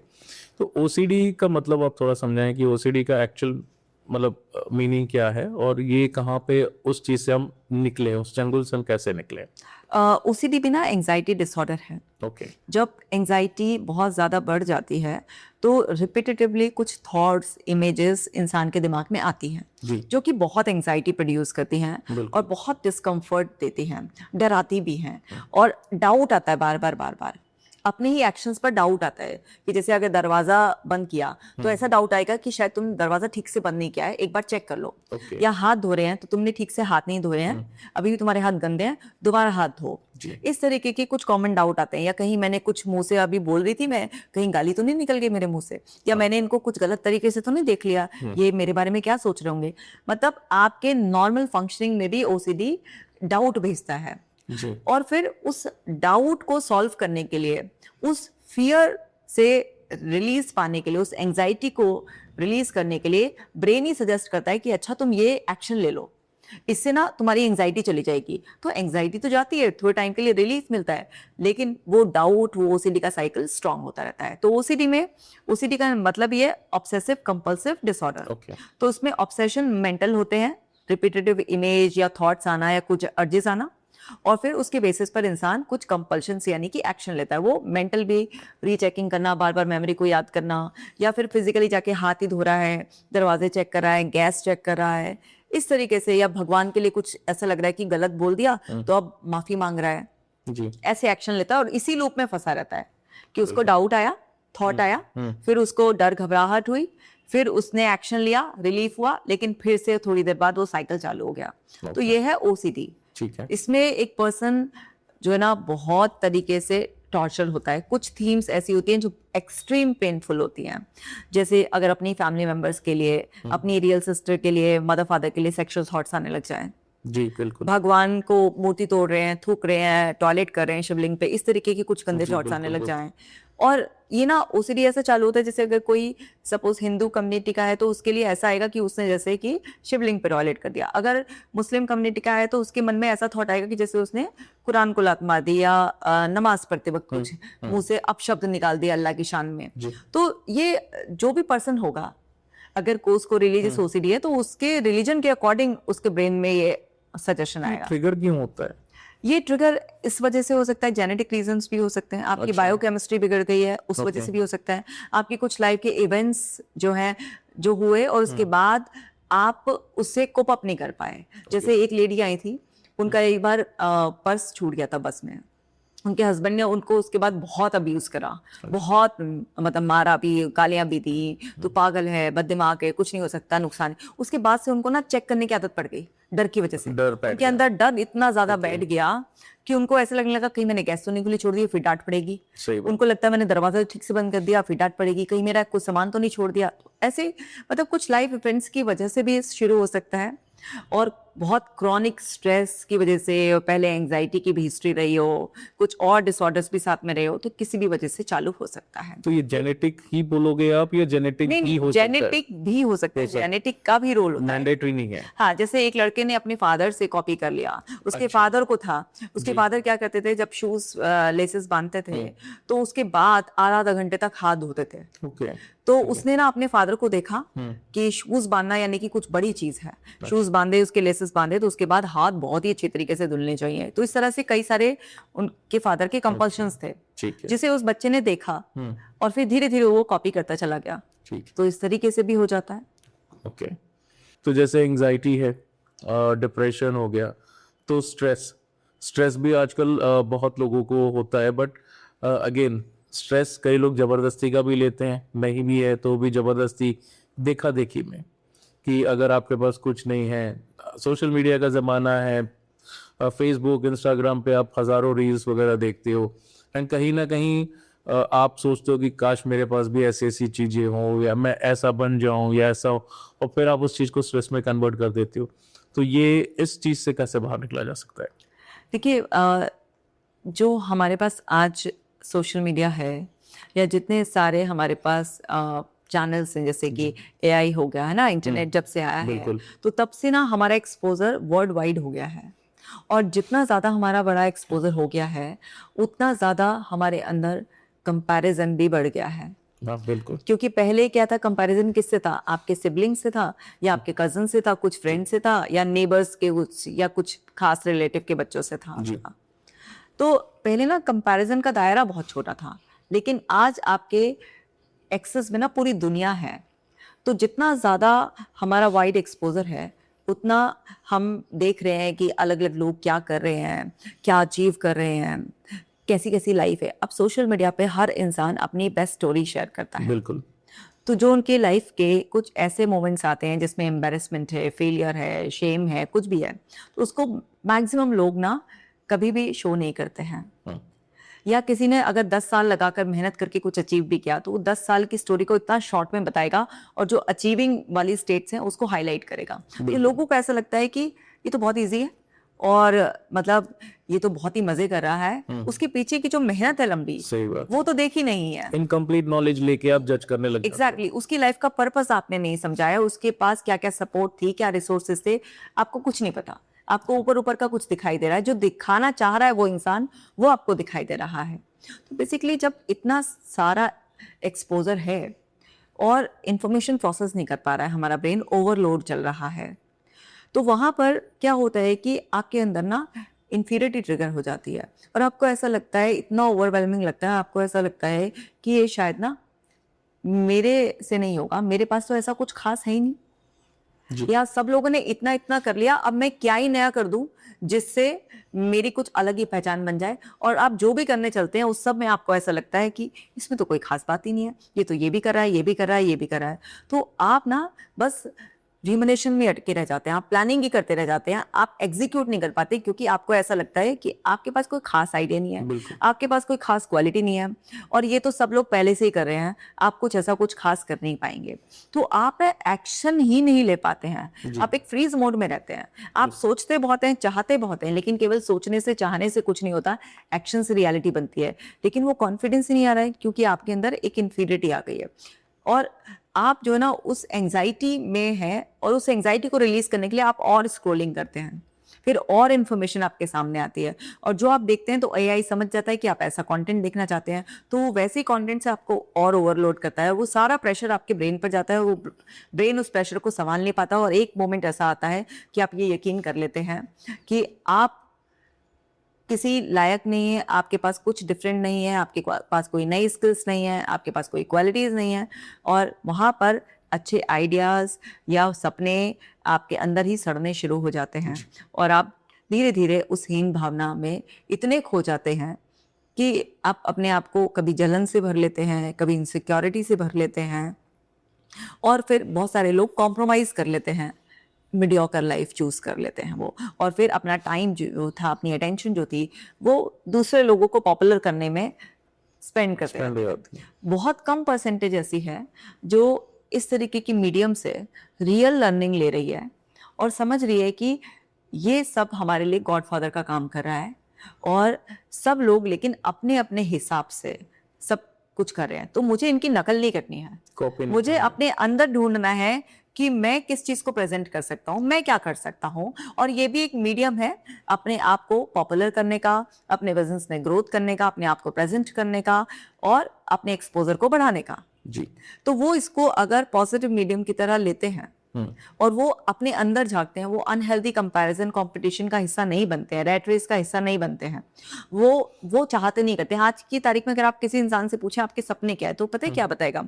बस जी एक बड़ा सा घर हो, एक बड़ी सी गाड़ी हो मेरे पास, इतना तो बैंक बैलेंस होना चाहिए, और साल में कम से कम एक फॉरेन ट्रिप तो होनी चाहिए। यही कॉमन से ही वही 5-7 सपने सबके हैं, सबके। मतलब ऐसा कैसे पॉसिबल हो सकता है कि सबके सिमिलर ही काइंड ऑफ सपने हैं? बस देखा देखी में ना वो सबके एक दूसरे से बांध लिए आपने, एक तो अपने आप को बांध लिया है कि बस इतना हो, एक सेटिस्फेक्शन लेवल हर एक का अपना अपना होता है, तो आपने बांध लिया मेरे लिए इतना काफी है। तो कहीं ना कहीं कंफर्ट जोन भी अगर यहाँ पे हम बात करें तो वो मैटर कर जाता है। ये आप सोचते हो कि भाई मेरे लिए इतना काफी है, बस है, और मिल भी जाता है। खैर वो देखा देखी में ये चीजें ये कॉमन है, ये एक्चुअली आपकी लाइफ का पर्पस कैसे हो सकता है? तो ये तो आजकल के बेसिक्स में आने लग गया है, लेकिन लोग इसी को मानते हैं कि यही गोल है और यही पर्पस है। और कुछ ही लोग ऐसे होते हैं जो सोच पाते हैं कि ये सब चीजें जो मेरा एक्सपोजर हुआ है, ये सिर्फ इसलिए हुआ है कि मेरे को ये पता चला है कि दुनिया कितनी आगे बढ़ गई है। अब मुझे इससे डिस्कनेक्ट होकर अपने अंदर झांकना है और अपना एक यूनिक पर्पस फाइंड आउट करना है।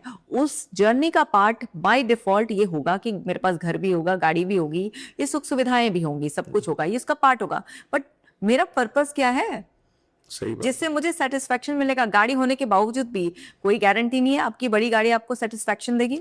आपका बड़ा घर जरूरी नहीं है कि आपको फुलफिल्ड फील कराएगा, कुछ अचीवमेंट की सेंस कराएगा। बड़ा घर, बड़ी गाड़ी आने के बावजूद भी आपको लगेगा इसमें कौन सी बात है, सबके पास है, सबके पास। फिर आप भागने लग जाएंगे। तो आपको वो ढूंढना है कि आपको फुलफिल्ड क्या फील कराएगा, आपका एक्चुअल पर्पस क्या है, वो कौन सी फीलिंग्स हैं जो आप फील करना चाहते हैं, आप दूसरों से अलग कैसे हैं। इतना कोई दिमाग नहीं लड़ाता है। सही बात। तो मेजर जो है ना पॉपुलेशन जो है हमारी, हाई परसेंटेज, वो बस ऐसे ही एक कॉम्प्रोमाइज लाइफ, एक इनसिक्योर लाइफ, एक अनहेल्दी कंपटीशन में, रेट रेस में दौड़ते हुए अनसेटिस्फाइड लेवल पर जी रहे हैं, और इसीलिए अंदर अंदर क्रॉनिक एंजाइटी का शिकार हो रहे हैं। कभी फाइनेंशियल स्ट्रेस लेकर बैठ जाएंगे, कभी रिलेशनशिप में स्ट्रेस ले आएंगे, कभी बॉडी को इतना एग्जॉस्ट कर लेंगे सुनकर कि 16-16, 18-18, 20-20 घंटे काम करना चाहिए, कि अपनी स्लीप को कॉम्प्रोमाइज करेंगे, अपनी फूड को कॉम्प्रोमाइज करेंगे और मशीन बन के काम करेंगे। ये तो बॉडी को स्ट्रेस कर देंगे, अब्यूज कर देंगे उसे। बिल्कुल। तो किसी भी लेवल पर स्ट्रेस जनरेट करने में आज का ह्यूमन माहिर है। माहिर है, बट कहीं ना कहीं अगर हम कहें कि रिक्वायरमेंट भी ऐसी हो गई है लोगों की कि अगर आपको, अब कई जो जॉब्स लगा लीजिए, जो लोग जॉब करते हैं, कई लोग नाइट शिफ्ट में करते हैं, कोई डे शिफ्ट करता है, या जो बिजनेस लोग करते हैं वो सुबह 10 बजे से रात के 10 बजे तक भी काम करते हैं। तो बैलेंस बनाना आई थिंक हर इंसान के लिए पॉसिबल भी नहीं है, प्रैक्टिकली पॉसिबल नहीं है, बट अगर बना के चले तो शायद उनके लिए बेटर रहेगा। आप सोच लेते हैं तो सब पॉसिबल हो जाता है। अगर आप अपने वर्क को डेलीगेट करना सीख जाते हैं, सिस्टम डेवलप कर लेते हैं, तो आपके बहुत सारे काम इजी हो जाते हैं। लेकिन अगर आप ही सर्वे सर्वा हैं, सारा काम आप ही करना चाहते हैं, सब कुछ आप पर ही डिपेंडेंट है, तो आप कर लेंगे, कुछ साल तक आप कर लेंगे, 10 से 10 आप कर लिया, आपने 12 घंटे कर लिया, उससे भी ज्यादा आप कर सकते हैं। लेकिन बात यह है कि आप बॉडी को कितने लंबे समय तक अब्यूज करेंगे। एक टाइम तो ऐसा आएगा ना कि आपकी बॉडी आपसे रिवेंज लेना चाहेगी। तो फिर वो जो आपने 10 से 10 का या उससे भी ज्यादा, आपने 12 घंटे से भी ज्यादा 16 घंटे 18 घंटे भी काम किया था, ठीक है, और आपने 2 4 5 साल ऐसा कर लिया, लेकिन उसके बाद जो ब्रेक आएगा 1 साल का, 2 साल का, या हो सकता है हमेशा का, जी, फिर वही की वही बात आ जाएगी ना। तो क्या है, स्टैंडर्ड करो ना। सही बात कि आप 8 या मैक्स टू मैक्स 10 घंटे काम करो जी। तो आप शुरू से बैलेंस मेंटेन करके चलो ना। नहीं तो क्या होगा, जितना आज आप अब्यूज करोगे तो वापस से आपके ऊपर जो उसका पनिशमेंट आएगा वो आपसे ब्रेक करा लेगा। नहीं, हाँ, ये बात आपने बहुत अच्छी कही कि अपने आप ही सारे काम करना, क्योंकि बहुत लोग क्या सोचते हैं कि ये भी मैं कर लेता हूँ, ये कोई ना कोई लालच के थ्रू कि भाई ये कर लूंगा तो यहाँ मुझे शायद फाइनेंशियली मेरे पैसे बच जाएंगे, या ये मैं कर लूंगा तो ये हो जाएगा। तो कहीं ना कहीं अगर आप उसको डिवाइड कर लो, या कहीं ना कहीं मान लीजिए हमारे प्रोफेशन में अगर आप देख लो कि एडिटिंग भी मैं ही कर लूँ, रिकॉर्डिंग भी मैं ही कर लूँ, सब कुछ मैं ही कर लूँ, कर सकते हो, कोई बड़ी बात नहीं है, बट क्यों आप उसी टाइम को सेव करके कहीं ना कहीं उसको अलग यूटिलाइजेशन कर सकते हो उस चीज का, तो उतना स्ट्रेस भी नहीं होगा आपको। देखिए ना, जैसे आपका एग्जांपल लेते हैं, आप ये सोचेंगे मैं एडिटिंग भी कर लूं, मैं इसको ना यूट्यूब पे पोस्ट भी कर दूं। अगर आप ये काम किसी और से कराएं और आप ना ये सोचे कि मैं किस और गेस्ट को अपने पॉडकास्ट पे ला सकता हूं, मैं कैसे और अपने पॉडकास्ट को बेटर प्लान कर सकता हूं, ठीक है, मैं कैसे और बेटर क्वेश्चंस पूछ सकता हूं, मतलब अगर आप इस तरीके से जो इंटेलेक्चुअल लेवल का काम है आप वो करें और बाकी जो काम है उसकी एक टीम बना ले, तो आप कम समय में ज्यादा अचीव कर पाएंगे। फिर आपके अंदर सेंस ऑफ अचीवमेंट भी आएगा, क्योंकि आपने कुछ लोगों को एम्प्लॉयमेंट दिया हुआ है। ठीक है, आपका एकदम से माइंडसेट ऐसा हो जाएगा लीडर वाला, है ना, एक बॉस वाला। फिर आपका दिमाग और अच्छी तरीके से सोचेगा, तो कम टाइम में भी आप ज्यादा अचीव कर पाएंगे। ऐसा नहीं होता है कि आपको लॉन्ग वर्किंग आवर्स में ही आप काम करके कुछ बहुत बड़ा अचीव करेंगे। सही बात। तो आपकी अगर प्लानिंग अच्छी हो और आप अपने यहाँ हेड से ऑपरेट करते हैं तो आप कम समय में ज्यादा अचीव करेंगे। एक बात बताइए, एक मजदूर इतने लंबे घंटों तक काम करता है, लेकिन उसको 500 रुपए पर डे या 1000 रुपए मैक्सिमम पर डे देने पे भी जोर पड़ता है कि यार बड़ा महंगा मजदूर हो रहा है, अब तो इतना रोज की दिहाड़ी लगती है। लेकिन कोई आदमी प्रोफेशनल है, वो आपको 15 मिनट की, आधा घंटे की एडवाइस में आपसे अच्छी खासी फीस वसूल कर लेता है, आप उसे दे देते हैं। बिल्कुल। क्यों? क्योंकि यहाँ से जो लोग इंटेलेक्चुअली अपने पर वर्क करते हैं और अपनी वैल्यू बना लेते हैं, वो लोग ज्यादा कमाते हैं। सही बात। और जो लोग सिर्फ बॉडी के सहारे चलते हैं, फिजिकल लेबर जिसको गधा मेहनत कहते हैं, उसमें अगर वो करते हैं तो वो लंबे समय तक काम करते हैं, एग्जॉस्ट हो जाते हैं, फिर भी नहीं कमा पाते और बिल्कुल ही लाइफ से डिससेटिस्फाइड रहते हैं। हाँ, बिल्कुल। तो मुझे लगता है स्मार्ट वर्क करना चाहिए लोगों को। हार्ड वर्क के साथ अगर स्मार्ट वर्क आपने मिक्स नहीं किया तो आप एग्जॉस्ट होंगे, बर्न आउट होगा ही होगा, क्योंकि आजकल बहुत ज्यादा बर्न आउट हो रहा है लोगों में ना। फिर वो ब्रेक लेके रिट्रीट सेंटर जाते हैं, फिर भी कई बार केमिस्ट्री रीसेट नहीं हो पाती है और वो अचीव तो कर लेते हैं बहुत कुछ फाइनेंशियल टर्म्स में, बट हेल्थ लॉस कॉस्ट है अगर उस अचीवमेंट की, तो क्या ये एक अच्छा सौदा है? क्या आपने हेल्थ गवा दी अपनी? आप जब उस पैसे को भोगने का वक्त आएगा, उस नाम को भोगने का वक्त आएगा और आपकी हेल्थ नहीं होगी, आपको बेमायना लगेगा वो पैसा, वो नाम बेमायना लगेगा आपको ना। तो मुझे लगता है हेल्थ, वेल्थ और रिलेशन तीनों में बैलेंस होना चाहिए तो हैप्पीनेस आएगी। ये मेन पिलर है। अगर आपने हेल्थ गवा दी, आपके पास अच्छा रिलेशन है, आपको लगेगा मुझ पर दया कर रहे हैं ये लोग, है ना, आपका जो पैसा है ना आप भोग नहीं पाएंगे उसे, आप फ्लाइट नहीं ले पाएंगे, आप अच्छा खा नहीं पाएंगे, आप फॉरेन घूमने नहीं जा पाएंगे क्योंकि आपकी हेल्थ नहीं है। आपने रिलेशन गवा दिया, आपके पास खुद पे बड़ा ध्यान दे रहे हैं, पैसा भी कमा रहे हैं, लेकिन अपनों को टाइम नहीं दे रहे हैं, आपको अकेलापन का एहसास होगा, कोई नहीं मेरी कोई कदर नहीं है, दीवारों से बात करूं क्या, पैसा खाऊं क्या, है ना, अकेला घूमने जाऊं क्या। आपने हेल्थ और रिलेशन पे ध्यान रखा लेकिन आपने ग्रोथ पे ध्यान नहीं रखा, नहीं, तो आप अपने लोगों को वो लाइफ ही नहीं दे पाएंगे, खुद को वो नहीं दे पाएंगे। अगर कभी इमरजेंसी सर्विसेज भी होंगी तो आप अपने आप को नहीं दे पाएंगे वो फैसिलिटीज। तो तीनों ही बहुत इंपॉर्टेंट है और हर आदमी के थॉट्स इन्हीं तीन के आसपास घूमते हैं, हेल्थ, वेल्थ, रिलेशन। अगर इनमें आपने बैलेंस क्रिएट करना सीख लिया तो हैप्पीनेस झक मारकर आपके पास रहेगी। नहीं, बिल्कुल। अब बहुत लोग क्या सोचते हैं कि जोड़ते चले जाते हैं कि आगे मेरे बच्चों को काम आएगा, उनके बच्चों को काम आएगा, और अपनी पूरी जिंदगी खत्म कर देते हैं। और जब एक पॉइंट पे लगता है कि अरे हाँ, अब मुझे भी एंजॉय करना चाहिए, देखते भी हो कि लोग दुनिया कितनी हंस खेल रही है, लेकिन फिर आपकी या तो बॉडी जवाब दे जाती है कि आप चल नहीं पाते। अब देखो कई लोगों के जो घुटने हैं, रिप्लेसमेंट, जो नी रिप्लेसमेंट की बात आप करो, तो मैं देख रहा हूँ कि 50-55 साल के लोगों के भी नी रिप्लेसमेंट हो रहे हैं, जबकि वो उम्र में जरूरत नहीं है। कहीं ना कहीं आप एक, अगेन, माइंडसेट बहुत जरूरी है। 100%। और ये ना बहुत वर्स्ट आइडिया है कि हम अपने उसमें कॉम्प्रोमाइज करें, बच्चों के लिए जोड़ते चले जाएं, फिर हमारे बच्चों के लिए प्रॉपर्टी बनाते जाएं, फिक्स डिपॉजिट्स करते जाएं या कुछ ऐसे इन्वेस्टमेंट कर लें और हम अपनी चीजों में कटौती कर लें। नहीं, आपको अपनी चीजों में कटौती नहीं करनी है। आपको पहले अपने आप को प्रायोरिटी देनी है, वैल्यू देनी है। आप घूमिए फिरिए, बढ़िया पहनिए, बढ़िया खाइए, जो आपका मन करता है शौक पूरे करिए, क्योंकि यही तो है किक जो आपको आगे बढ़ाएगी। माइंडसेट भी है ना, एक तरफ आप ये कर रहे हो, दूसरी तरफ फिर बोलोगे जो जिसकी किस्मत में होगा तो मिलेगा ही। दोनों कंट्रोवर्शियल स्टेटमेंट आप ही दिए। इंसान हमेशा डुअलिटी में जीता है, वो कभी क्लैरिटी में जीता ही नहीं है। करेक्ट, ठीक है। लेकिन जो मेरा अपना एज ए साइकोलॉजिस्ट मानना है, जो मेरा इतना सालों का खुद का एक्सपीरियंस या इतने लोगों के साथ बात कर जो एक्सपीरियंस है लाइफ का, जो लोग अपने आप को प्रायोरिटी नहीं देते हैं, जो अपने आप को सप्रेस करते हैं, छोटी छोटी सी बातों के लिए भी सप्रेस करते हैं लोग, कि उनका कुछ खाने का मन कर रहा है लेकिन सबके साथ अरे जो सब खाए वो ऑर्डर कर लो। तो ये मामूली सी बात को आपने क्यों सप्रेस किया? आपको कुछ अलग ऑर्डर करना था, 200, 500, 1000 रुपए का ऑर्डर कर दो ना। आप क्या ही बचा लोगे उसमें? कई बार पैसे के लिए नहीं है, बट नॉर्मली वो ये भी कल बस सोचते थे कि अरे मैं ये मंगाऊंगा तो वो क्या सोचेगा, या अरे वो बुरा लगे। ये तो सबसे खराब थिंकिंग है कि दूसरा क्या सोचेगा। आप दूसरे को प्लीज करने के लिए पैदा थोड़ा ना हुए हो। सही बात है। आपको क्या पैदा होते ही ये बताया गया था कि तुम्हारा यहाँ पर जॉब इन लोगों को प्लीज करना है? नहीं, ऐसा कोई सिस्टम हमारे अंदर प्रकृति ने फिट करके नहीं भेजा। तो वो इसलिए कि दूसरे क्या सोचेंगे, अगर आप अपने आप को सप्रेस करो तो भी गलत है। आप अगर ये सोच रहे हो कि वेस्टेज ना हो जाएगा, पूरा नहीं खाया जाएगा या ये सफिशिएंट रहेगा, आप पैसे की कंसर्न, तो भी आपका गलत बात है। आप छोटी बड़ी किसी भी बात पे आप अगर अपने आप को छोटी छोटी चीजों में ऐसे सप्रेस कर रहे हो तो ये गलत है।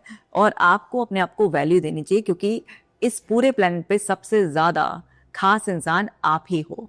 और छोटी छोटी चीजों पर आप जो अपने आप को रोक कर ये सोचते हो कि मैंने बड़ी महानता का सा टाइप का काम कर दिया है, आपने सबसे बड़ा मूर्खतापूर्ण काम किया है, क्योंकि आपने जिंदगी भर अपने आप को छोटी छोटी चीजों के लिए रोका जी।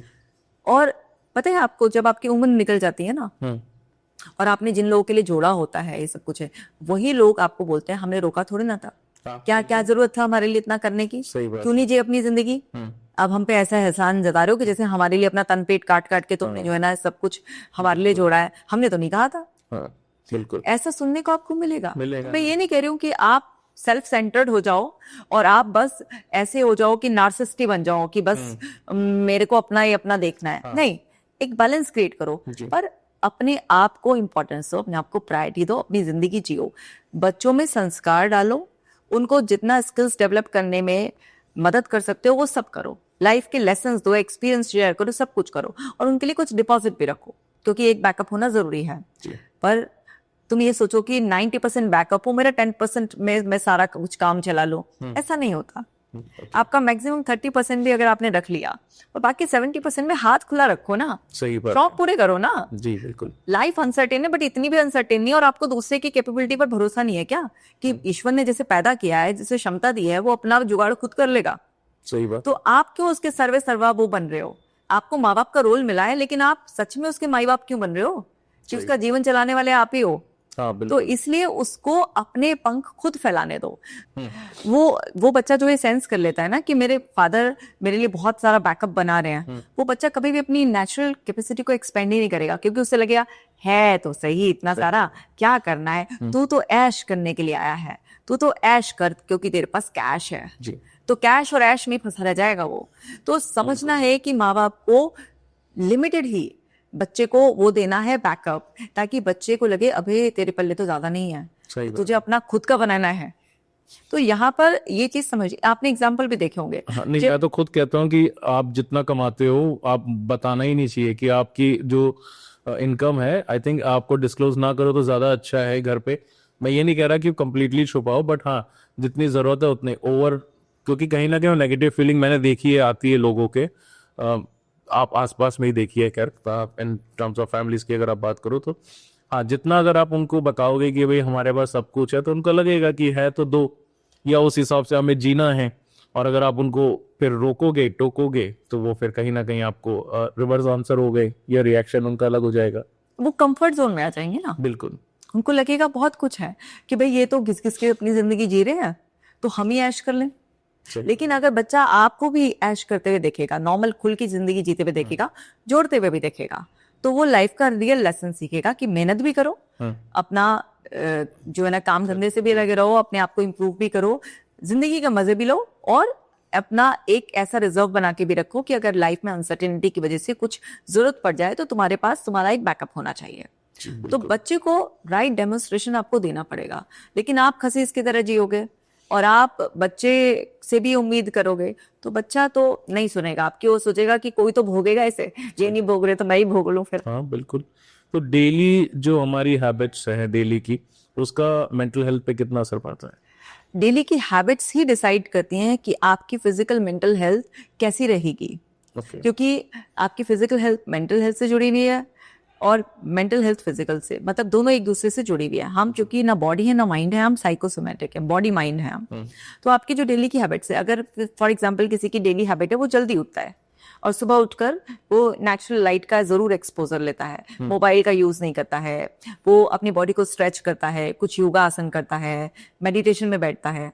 सपोज किसी की ये हैबिट है और वो टाइमली नहा लेता है, टाइमली खा लेता है और टाइमली अपना दिन शुरू कर देता है, तो डेफिनेटली छोटी छोटी सी हैबिट्स रोजमर्रा की उसको एकदम फिट रखेंगी। उसके अंदर केमिकल केमिस्ट्री एकदम अच्छी रहेगी, उसका माइंड में क्लियर थिंकिंग होगी, उसका मोटिवेशन लेवल बहुत अच्छा होगा, वो डिसिप्लिन्ड होगा और वो अपने दिन को भी, जो लाइफ में आने वाली सिचुएशंस हैं उन सबको बहुत बेटर हैंडल कर पाएगा। उसका कोपिंग मैकेनिज्म बहुत हेल्दी होगा, इरिटेट फ्रस्ट्रेट नहीं होगा, उसके रिलेशनशिप में जल्दी झगड़े नहीं होंगे। लेकिन इसके ऑपोजिट अगर किसी की डेली की हैबिट ऐसी है कि वो लेट उठता है, उठते ही उसे बेड टी चाहिए, फिर वो फ्रेश होने जाएगा, फिर उसके बाद कोई एक्सरसाइज नहीं करेगा, ऐसे उसे नाश्ता करा दो, नाश्ता करके फिर वो नहाने जाएगा, ठीक है, फिर वो तैयार होगा, लेट अपना काम शुरू करेगा, तो वो इरिटेट होगा ही। ये तो आदत है लोगों को, कई लोग को होता है कि आप ना सुबह बेड टी बोल लीजिए, चाय पीनी है या कहीं ना कहीं तभी आप फ्रेश होगे। तो ये एक आदत बना ली अपने आप से, या ऐसा बॉडी कई बार रिएक्ट करती है कि आप अगर कुछ ऐसा करते हो तो ही आपकी चीज ऐसे, मतलब आपकी जो आउटकम है वो इस हिसाब से। देखिए, अगर आपकी गट हेल्थ अच्छी नहीं है और नॉर्मल उठते ही आपको एक ना अंदर से अर्ज फील नहीं होती कि मुझे फ्रेश होने जाना है, तो आपके अंदर जो डिपॉजिट्स हैं उसको आउट करने के लिए आपकी बॉडी को एक्सटर्नल सपोर्ट चाहिए।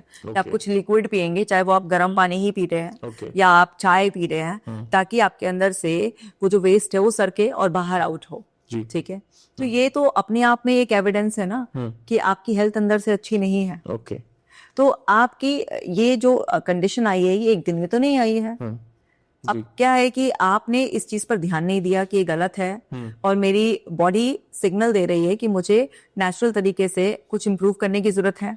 आपने ये सोचा कि चाय पी के एक दिन में फ्रेश हो गया या गर्म पानी पीने से फ्रेश हो रहा है, तो यानी कि इसको ही मैं वो अपना लेता हूँ, इसको एक हैबिट बना लेता हूँ।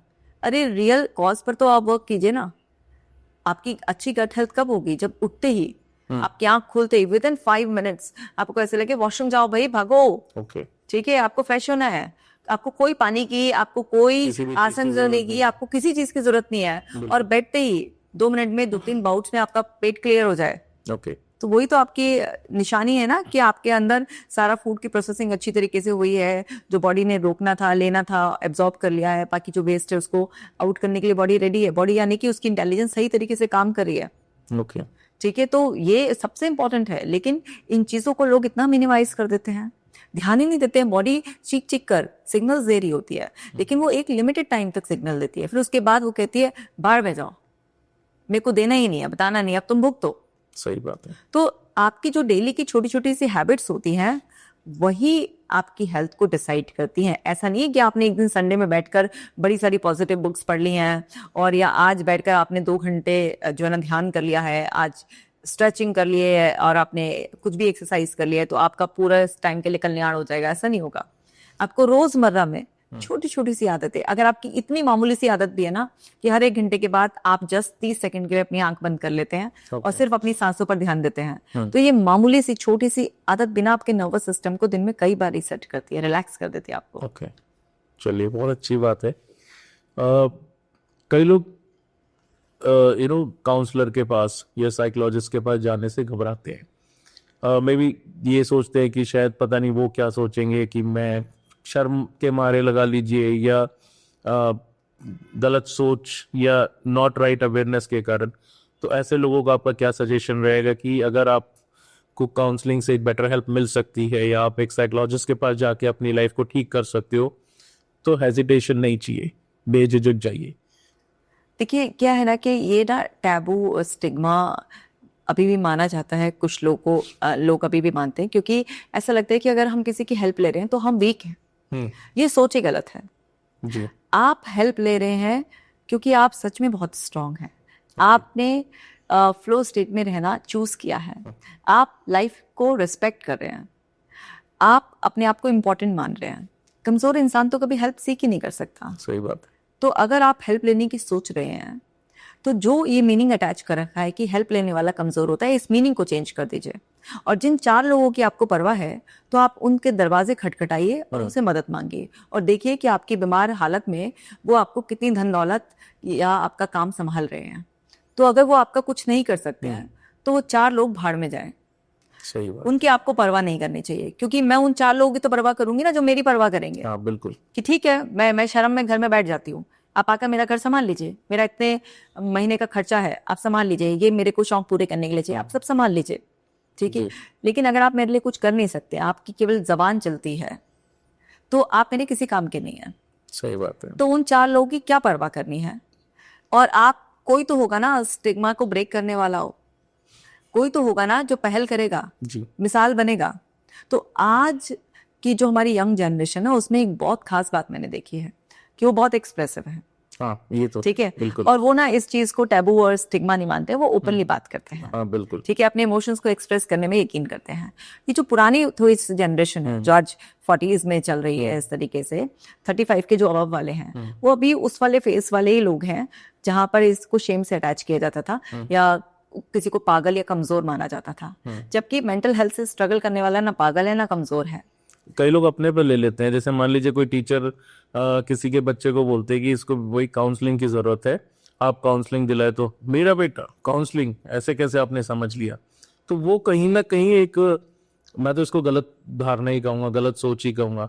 वो भी आपके अच्छे के लिए बोल रहे हैं, तो कहीं ना कहीं उसको नेगेटिवली ना लेके पॉजिटिवली लेके हमेशा पॉजिटिवली लेना चाहिए इस चीज को कि कोई तो है जिसने मेरे बच्चे पर इतना ध्यान दिया और उसकी जो नीड है उसे सेंस किया। एंड आपको तो उस टीचर का ग्रेटफुल होना चाहिए कि जो टीचर ये आपको आइडेंटिफाई करके बता रही है कि आपके बच्चे को और बेटर होने के लिए किसी प्रोफेशनल की हेल्प की जरूरत है, तो आपको तो उस टीचर के लिए ग्रेटफुल होना चाहिए, ना कि ये कि और मेरे बच्चे को ऐसे कमजोर बता दिया। कमजोरी नहीं है उस बच्चे में बहुत सारा स्कोप है। वो स्कोप वो तभी एक्सप्लोर कर पाएगा, तभी अपने पोटेंशियल के हाईएस्ट लेवल तक पहुंच पाएगा जब उसको कोई राइट गाइडेंस मिलेगी। सही बात। तो मुझे लगता है इन सब चीजों के लिए तो अगर कोई बताता है तो ग्रेटफुल होना चाहिए, ना कि डिफेंसिव हो जाना चाहिए, ना कि इसको ऐसे लेना चाहिए कि क्या हमारे बच्चे के लिए गलत बात बोल दी है, ऐसा नहीं समझना चाहिए। क्योंकि इससे तो आपने क्या किया, अपने बच्चे का बेटरमेंट करने की बजाय आपने उस बच्चे का नुकसान कर लिया है। सही बात। और आप ना एक फेक कॉन्फिडेंस उस पर ओवरलोड करेंगे, नहीं मेरा बच्चा तू तो बहुत होशियार है, तू तो कुछ भी कर सकता है, और उसे अंदर अंदर पता है कि नहीं हो रहा मुझसे, और वो आप बार बार उसे ओवरलोड करे जाएंगे, तो क्या होगा, वो खुलकर एक्सप्रेस ही नहीं कर पाएगा। उसे लगेगा अच्छा ये लोग तो मुझे मतलब मान रहे हैं कि मैं स्ट्रांग हूँ, तो वो फेक आइडेंटिटी के साथ जिएगा, अंदर से फुद्दू और बाहर से ऐसा रहेगा कि मतलब देखने में कुछ और अंदर से कुछ और, तो बच्चे का नुकसान हो जाएगा। सही बात। अच्छा, एक बहुत चीज है एडिक्शन की, अगर हम बात करें तो लोगों में ना गेम का एडिक्शन बहुत ज्यादा हो गया है, या मोबाइल एडिक्शन बहुत ज्यादा है बच्चों को। है ना, मोबाइल अगर आप बोलते हो मत यूज करो या टोकते हो, मैं तो कहूँगा टोकते ही हैं, बजाय समझाने के। जो आजकल के पेरेंट्स है वो टोकते हैं, बोलते हैं कि भाई नहीं करना है, not in a right way, कि प्यार से उनको बैठ के समझाएं।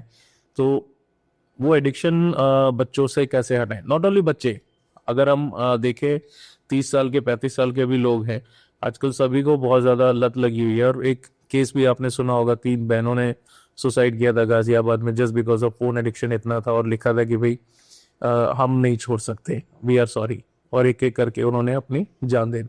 तो एक तो ये सुसाइडल अटेम्प्ट जो करते हैं, थॉट जो, देखिए एक होता है कि आपको कुछ नहीं चाहिए तो गुस्सा आएगा, बहुत आप गुस्सा हो जाओगे, मे बी आपकी फ्रस्ट्रेशन किसी पे निकालोगे, बट वो चीज सुसाइडल थॉट्स में कैसे कन्वर्ट हो जाती है? देखिए क्या है कि एडिक्शन ना किसी भी चीज़ का हो, चाहे वो मोबाइल का हो या गैम्बलिंग का एडिक्शन हो, सेक्सुअल एडिक्शन हो, किसी भी चीज़ का, अल्कोहल का एडिक्शन हो, कोई भी एडिक्शन, यानी कि हमारी वो बस केवल अब आदत नहीं रही है, वो लत बन गई है। यानी कि अब ना वो हमारे कंट्रोल से बाहर चला गया, हमारे अंदर की केमिस्ट्री हमें कंट्रोल कर रही है जी। तो जब भी किसी चीज़ का मतलब एक पैटर्न बनना शुरू होता है, तो उसके पीछे ना कोई इमोशनल स्टोरी होती है। ओके। तो मान लीजिए किसी को मोबाइल का एडिक्शन का एग्जांपल ले लेते हैं। एक बच्चा अपने घर में ना लोनली फील करता है, उसके पेरेंट्स सपोज करो वर्किंग है जी, घर में है दादा दादी और लोग हैं, लेकिन सब अपनी लाइफ में बिजी हैं। अब वो बच्चा इंट्रोड्यूस हो गया पहले टीवी से, फिर टीवी से ज्यादा बेटर गैजेट उसके हाथ में मोबाइल आ गया। अब उसे ना मोबाइल से एक सेंस ऑफ सेफ्टी और कनेक्टिविटी लग रही है जी। उसे लग रहा है मेरे हाथ में ना लोग हैं, दुनिया है। तो उसे मोबाइल नहीं लग रहा, उसे मोबाइल के रूप में लोग दिखाई दे रहे हैं। उसे इन्फॉर्म्ड फील हो रहा है, उसे सेफ फील हो रहा है, उसे लग रहा है कि जरूरत पड़ने पे इससे कांटेक्ट किया जा सकता है। वो देख रहा है, उसे लग रहा है कोई मुझे हंसा रहा है, कोई मुझे एडवाइस कर रहा है। तो उसको ना वो जो लोगों की कमी थी ना फोन में, वो मिल रही है। ठीक है, तो उसकी वजह से कि कोई इमोशनल स्टोरी थी। तो हर एक इंसान, हर एक एडिक्शन के पीछे की कोई इमोशनल स्टोरी होती है। किसी ने अल्कोहल लेना शुरू किया, हो सकता है वो अपने फाइनेंशियल स्ट्रेस से कोप अप करने के लिए उसने कोई भी इमोशनल स्टोरी होती है। ठीक है, तो वो जब ना इमोशन अटैच हो जाते हैं उस चीज से, और जब आप उससे कहते हैं अब इससे दूर हो जाओ, नहीं हम कहते नहीं ना, लोग क्या बोलते हैं, छोड़ दे या उसको डांटोगे। हाँ, छोड़ने के लिए तो आप कह ही रहे हैं ना कि इससे दूर हो जा। हाँ, बट तरीका गलत यूज करते हैं शायद कहीं ना कहीं। कोई भी तरीके से करो, लेकिन उसको ऐसा लगेगा मुझे मोबाइल से दूर नहीं कर रहे, जो मोबाइल से मुझे वो फीलिंग मिल रही है वो छीन रहे हैं मुझसे। ओके, और ये गई तो मेरे को फिर से वो फील होगा, इसकी वजह से मैंने शुरू किया। फास्ट याद आ रही है। यस, तो लोग ना ऐसे छोड़ नहीं पाते, तो आप छुड़वा नहीं सकते, आप रिप्लेस करा सकते हैं। तो सबसे पहले ये समझिए कि वो बच्चा मोबाइल में क्यों लगा रहता है इतना, आखिरकार क्या मिल रहा है जो आपकी प्रेजेंस से नहीं मिल रहा उसे।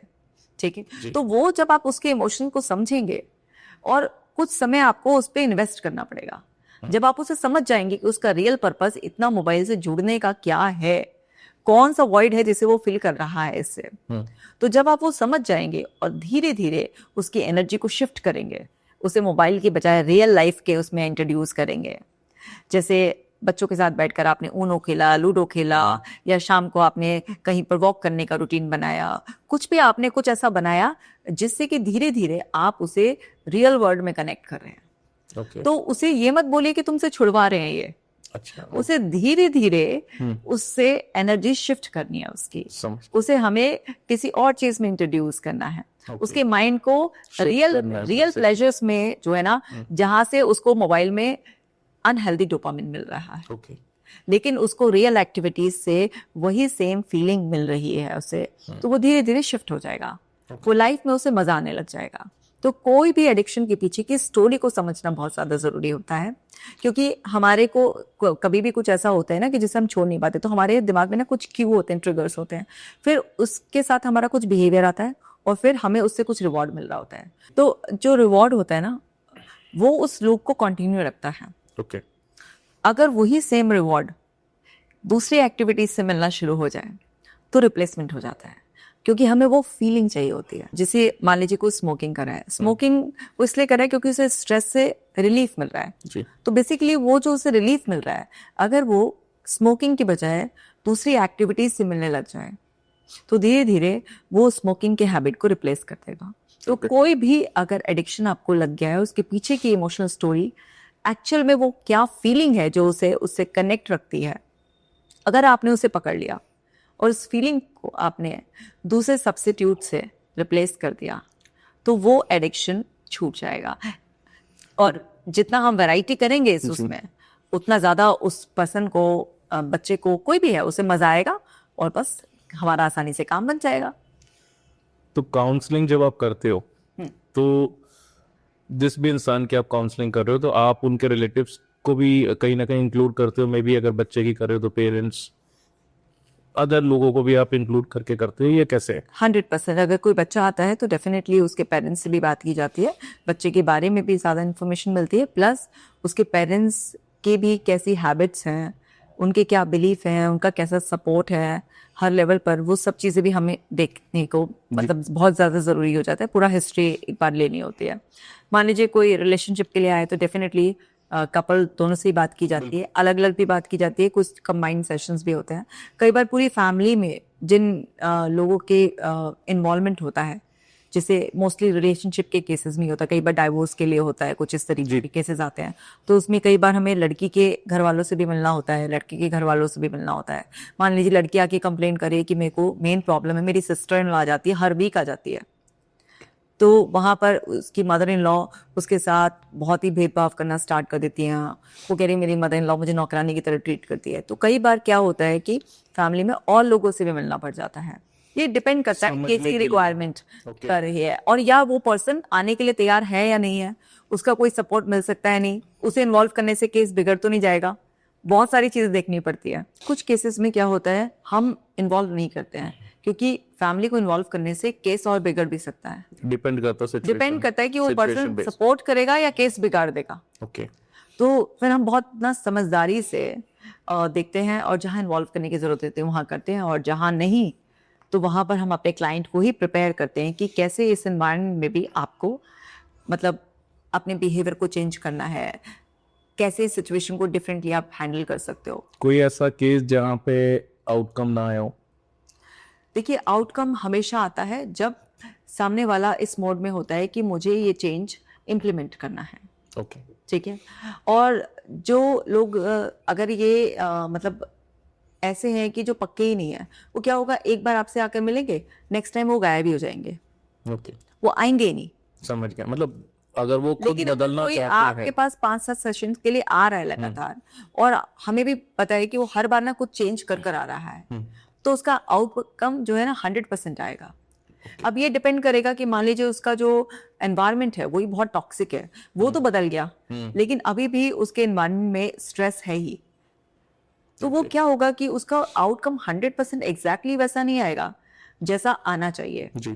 लेकिन उसका आउटकम पॉजिटिव ही रहेगा, क्योंकि उसको अब पर्सन को सिचुएशन को डील करने के बहुत सारे तरीके आ गए हैं। तो वो पहले जैसे एकदम से स्ट्रेस हो जाता था, एंग्शियस हो जाता था पर्सन, या बहुत डिप्रेस हो जाता था, उसकी लड़ाई झगड़े हो जाते थे, अब वो सब बंद हो जाएंगे और वो अपनी बाउंड्रीज सेट करके बाउंड्रीज में रहेगा, रिस्पेक्ट करेगा, और कभी कभी अगर थोड़ा सा उसका स्ट्रेस लेवल बढ़ेगा भी, फ्रस्ट्रेट भी होगा, तो वो बहुत जल्दी फिर वापस से नॉर्मल भी हो जाएगा। ओके। ऐसा नहीं होगा कि कभी उसको स्ट्रेस बढ़ नहीं सकता या वो फ्रस्ट्रेट नहीं हो सकता या कोई ऐसा मोमेंट नहीं आ सकता कि वो रिएक्ट नहीं करेगा, लेकिन उसका रिएक्शन आते ही उसको अवेयरनेस भी आ जाएगी और वो फिर अपने आप को बहुत जल्दी वापस से नॉर्मल कर लेगा, और ये एपिसोड्स बहुत कम होते चले जाते हैं। तो वो जो 100% आउटकम है वो तब आता है जब हर तरफ से कलेक्टिव एफर्ट्स होता है, एनवायरनमेंट भी चेंज हो गया, लोग भी चेंज हो गए, लेकिन जब केवल लोग वो पर्सन चेंज हुआ और बाकी कुछ चेंज नहीं हुआ, तो वहां पर कभी कभी ऐसे मोमेंट्स आते हैं, लेकिन वो कंट्रोल्ड रिएक्शंस होते हैं फिर। ओके। कई बार डॉक्टर बोलता है ना कि भाई अब आपको एक ब्रेक की जरूरत है, अब घूम के आओ, थोड़े दिन के लिए अब घूम के आओ, उसके बाद देखो आपकी लाइफ ठीक हो जाएगी। तो ये टेम्पररी सोल्यूशन है या परमानेंट सोल्यूशन है? ये टेम्परेरी है। टेम्पररी, क्योंकि अगर आप ब्रेक लेकर कहीं घूमने चाहते हो तो डेफिनेटली आप सपोज हिल स्टेशन पे चले गए, तो वहां पर हवा बदल जाएगी, नज़ारे बदल जाएंगे, शक्लें लोगों की बदल जाएंगी, आपको कुछ रेगुलर रूटीन नहीं फॉलो करना है, तो आपका बहुत कुछ बदल जाएगा, तो डेफिनेटली आप बेटर फील करोगे, बट आपको आना तो सेम ही सेम जगह पे है। तो जब तक आप वो सारे के सारे जो एक्चुअल रीजन है उन्हें एड्रेस नहीं करोगे, उन पर काम नहीं करोगे तो आप ब्रेक ले लेकर ही जाते रहोगे और ब्रेक्स के सहारे ही आपकी जिंदगी थोड़ा सा चलेगी। क्योंकि आप आए, जैसे लोग रिट्रीट सेंटर से आते हैं, 10 दिन की रिट्रीट के बाद आए या 1 महीने के बाद आए और कुछ 1 2 3 महीने अच्छा फील करते हैं, लेकिन उसके बाद धीरे धीरे धीरे धीरे पुराने पैटर्न पर आ जाते हैं, वही ढर्रे पे आ जाते हैं। सही। हीलिंग सेशंस बहुत चलते हैं। एक रील मैंने देखी थी कि आपको पानी के टब में डुबो देते हैं, एंड कई लोग कुछ अलग अलग टाइप की चीजें हैं जो ट्राई करते हैं कि आप आओ, चीखो, आप अपना जो स्ट्रेस है या अपने आपकी जो भी चीज है वो बर्न आउट करो यहाँ पे मतलब, तो उससे फर्क पड़ता है? देखिए, जो या ये सिर्फ कोल्ड एक्सपोजर जो थेरेपी आपने देखी है, इसमें जैसे बर्फ के पानी में डिप करना, अपनी कैपेसिटी को एक्सपैंड करना, और मतलब वो बहुत डिस्कम्फर्ट को टॉलरेट करना आता है, और फिर अपने आप को रिलीज करना, एक कैथारसिस प्रोसेस भी कुछ लोग मिक्स करके कराते हैं। ये सब चीजें डेफिनेटली रिलीव करती हैं, क्योंकि ये सब रिलीविंग ही एक्टिविटीज हैं।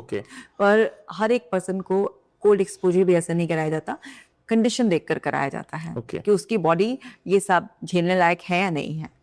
बट फर्क पड़ता है इससे? हाँ, डेफिनेटली उससे फर्क पड़ता है। तो वेगस नर्व रिलैक्स होती है काफी। तो हम कोल्ड एक्सपोजर एक एक्टिविटी है जिसको हम कराते हैं। ऐसे कोई चीज जो हम घर भी कर लें? हाँ, घर पे भी आप कर सकते हैं। आप जो है ना, घर पर भी अगर आपको यही वाला एक्सपोजर करना है तो आप एक किसी भी भगोने में, किसी भी बर्तन में ऐसे लें जिसका मुंह थोड़ा सा चौड़ा हो, और उसमें आप थोड़ा सा आइस डाल लें। जब पानी थोड़ा सा ठंडा हो तो आप उसमें शुरुआत में 10 से 15 सेकंड ही अपना फेस डिप करके रखें। तो उसी में ही आपको थोड़ा सा डिस्कम्फर्ट होगा, लेकिन आप स्टिक रहें। 15 to 20 मिनट्स उसमें डिप करके रखें। उसके बाद जो आपको फ्रेशनेस फील होगी वो आपको बहुत अच्छा फील होगा। अगर आपको ये कोल्ड एक्सपोजर ही करना है तो इस तरीके से, मतलब ये हीलिंग काम करती है बेसिकली। कोई भी जो है अलग अलग काम, पैर डालकर भी उसमें बैठ सकते हैं, ठीक है। और लेकिन वेदर का जरूर ख्याल रखें। अगर आप बिल्कुल इसे दिसंबर में करने लगे तो फायदे की जगह नुकसान हो जाएगा। जी। मेडिटेशन भी बहुत लोग करते हैं, या कहीं ना कहीं मेडिटेशन करने से आपका माइंड भी कंट्रोल में रहता है, तो कहीं ना कहीं आपको उसमें हेल्प मिलती है आपकी बॉडी या आपके माइंडसेट को कंट्रोल करने के लिए। तो कितना सही? मेडिटेशन एक बहुत ही ब्यूटीफुल प्रोसेस है खुद को समझने का, क्योंकि जब आप शांति में बैठते हैं ना तो आपके अंदर का शोर और लाउड हो जाता है। आप मेडिटेशन करने बैठिए, जैसे आपके इमोशंस, आपके थॉट्स आप पर अटैक करने का मौका ही ढूंढ रहे थे, और जैसे ही आप बैठते हैं आंख बंद कर तो आपके विचार भर जाते हैं। आपकी बॉडी में एकदम से सेंसेशंस कहीं ना कहीं कुछ शुरू हो जाता है, कहीं खुद भी रखने लगेगी, कहीं बॉडी एडजस्ट करना चाहेगी। तो उस चीज की अवेयरनेस रखना कि इस वक्त मेरे शरीर में क्या हो रहा है, मेरे मन से कौन कौन से विचार गुजर रहे हैं, कौन कौन से इमोशंस मुझे अप्रोच करने की कोशिश कर रहे हैं। तो मेडिटेशन एक बहुत ही ब्यूटीफुल प्रोसेस है अवेयरनेस को डेवलप करने का। ध्यान, इसका जो हिंदी नेम है वो है ध्यान। तो ध्यान करना भी अच्छा है और ध्यान में रहना सबसे ज्यादा अच्छा है। अगर आप मेडिटेटिव स्टेट में रहते ही हैं, यानी कि अगर आप कोई भी काम कर रहे हैं, खा रहे हैं तो उस वक्त सिर्फ खा रहे हैं, नहा रहे हैं तो सिर्फ नहा ही रहे हैं, किसी से बात कर रहे हैं तो सिर्फ उससे बात ही कर रहे हैं, अपना कोई प्रेजेंटेशन बना रहे हैं तो सिर्फ वही काम कर रहे हैं, इसको कहते हैं ध्यान में रहना, यानी कि एक होश में रहना।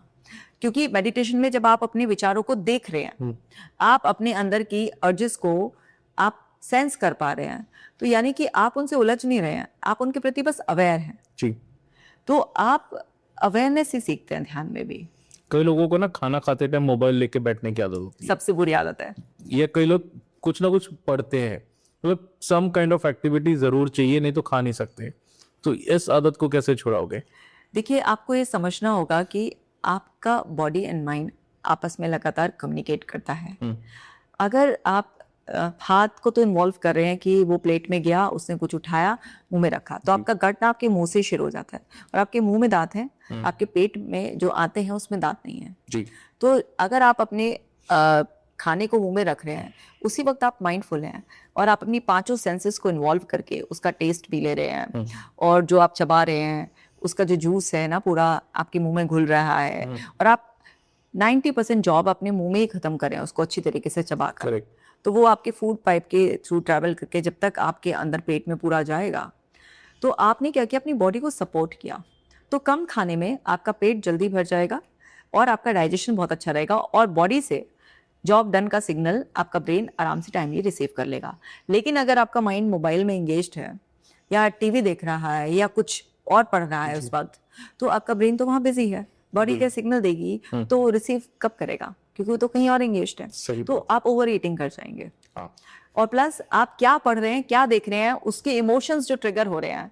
आप खा तो घर की दाल रोटी रहे हैं, लेकिन अगर आप उस टाइम पर कोई क्राइम का सीरियल देख रहे हैं, उससे वो जो सीन्स आ रहे हैं, उससे जो स्टिमुलेशन मिल रहा है और आपके अंदर इमोशंस ट्रिगर हो रहे हैं और आपकी केमिस्ट्री जो चेंज हो रही है उस टाइम पर, वो उस फूड के साथ मिक्स हो रही है।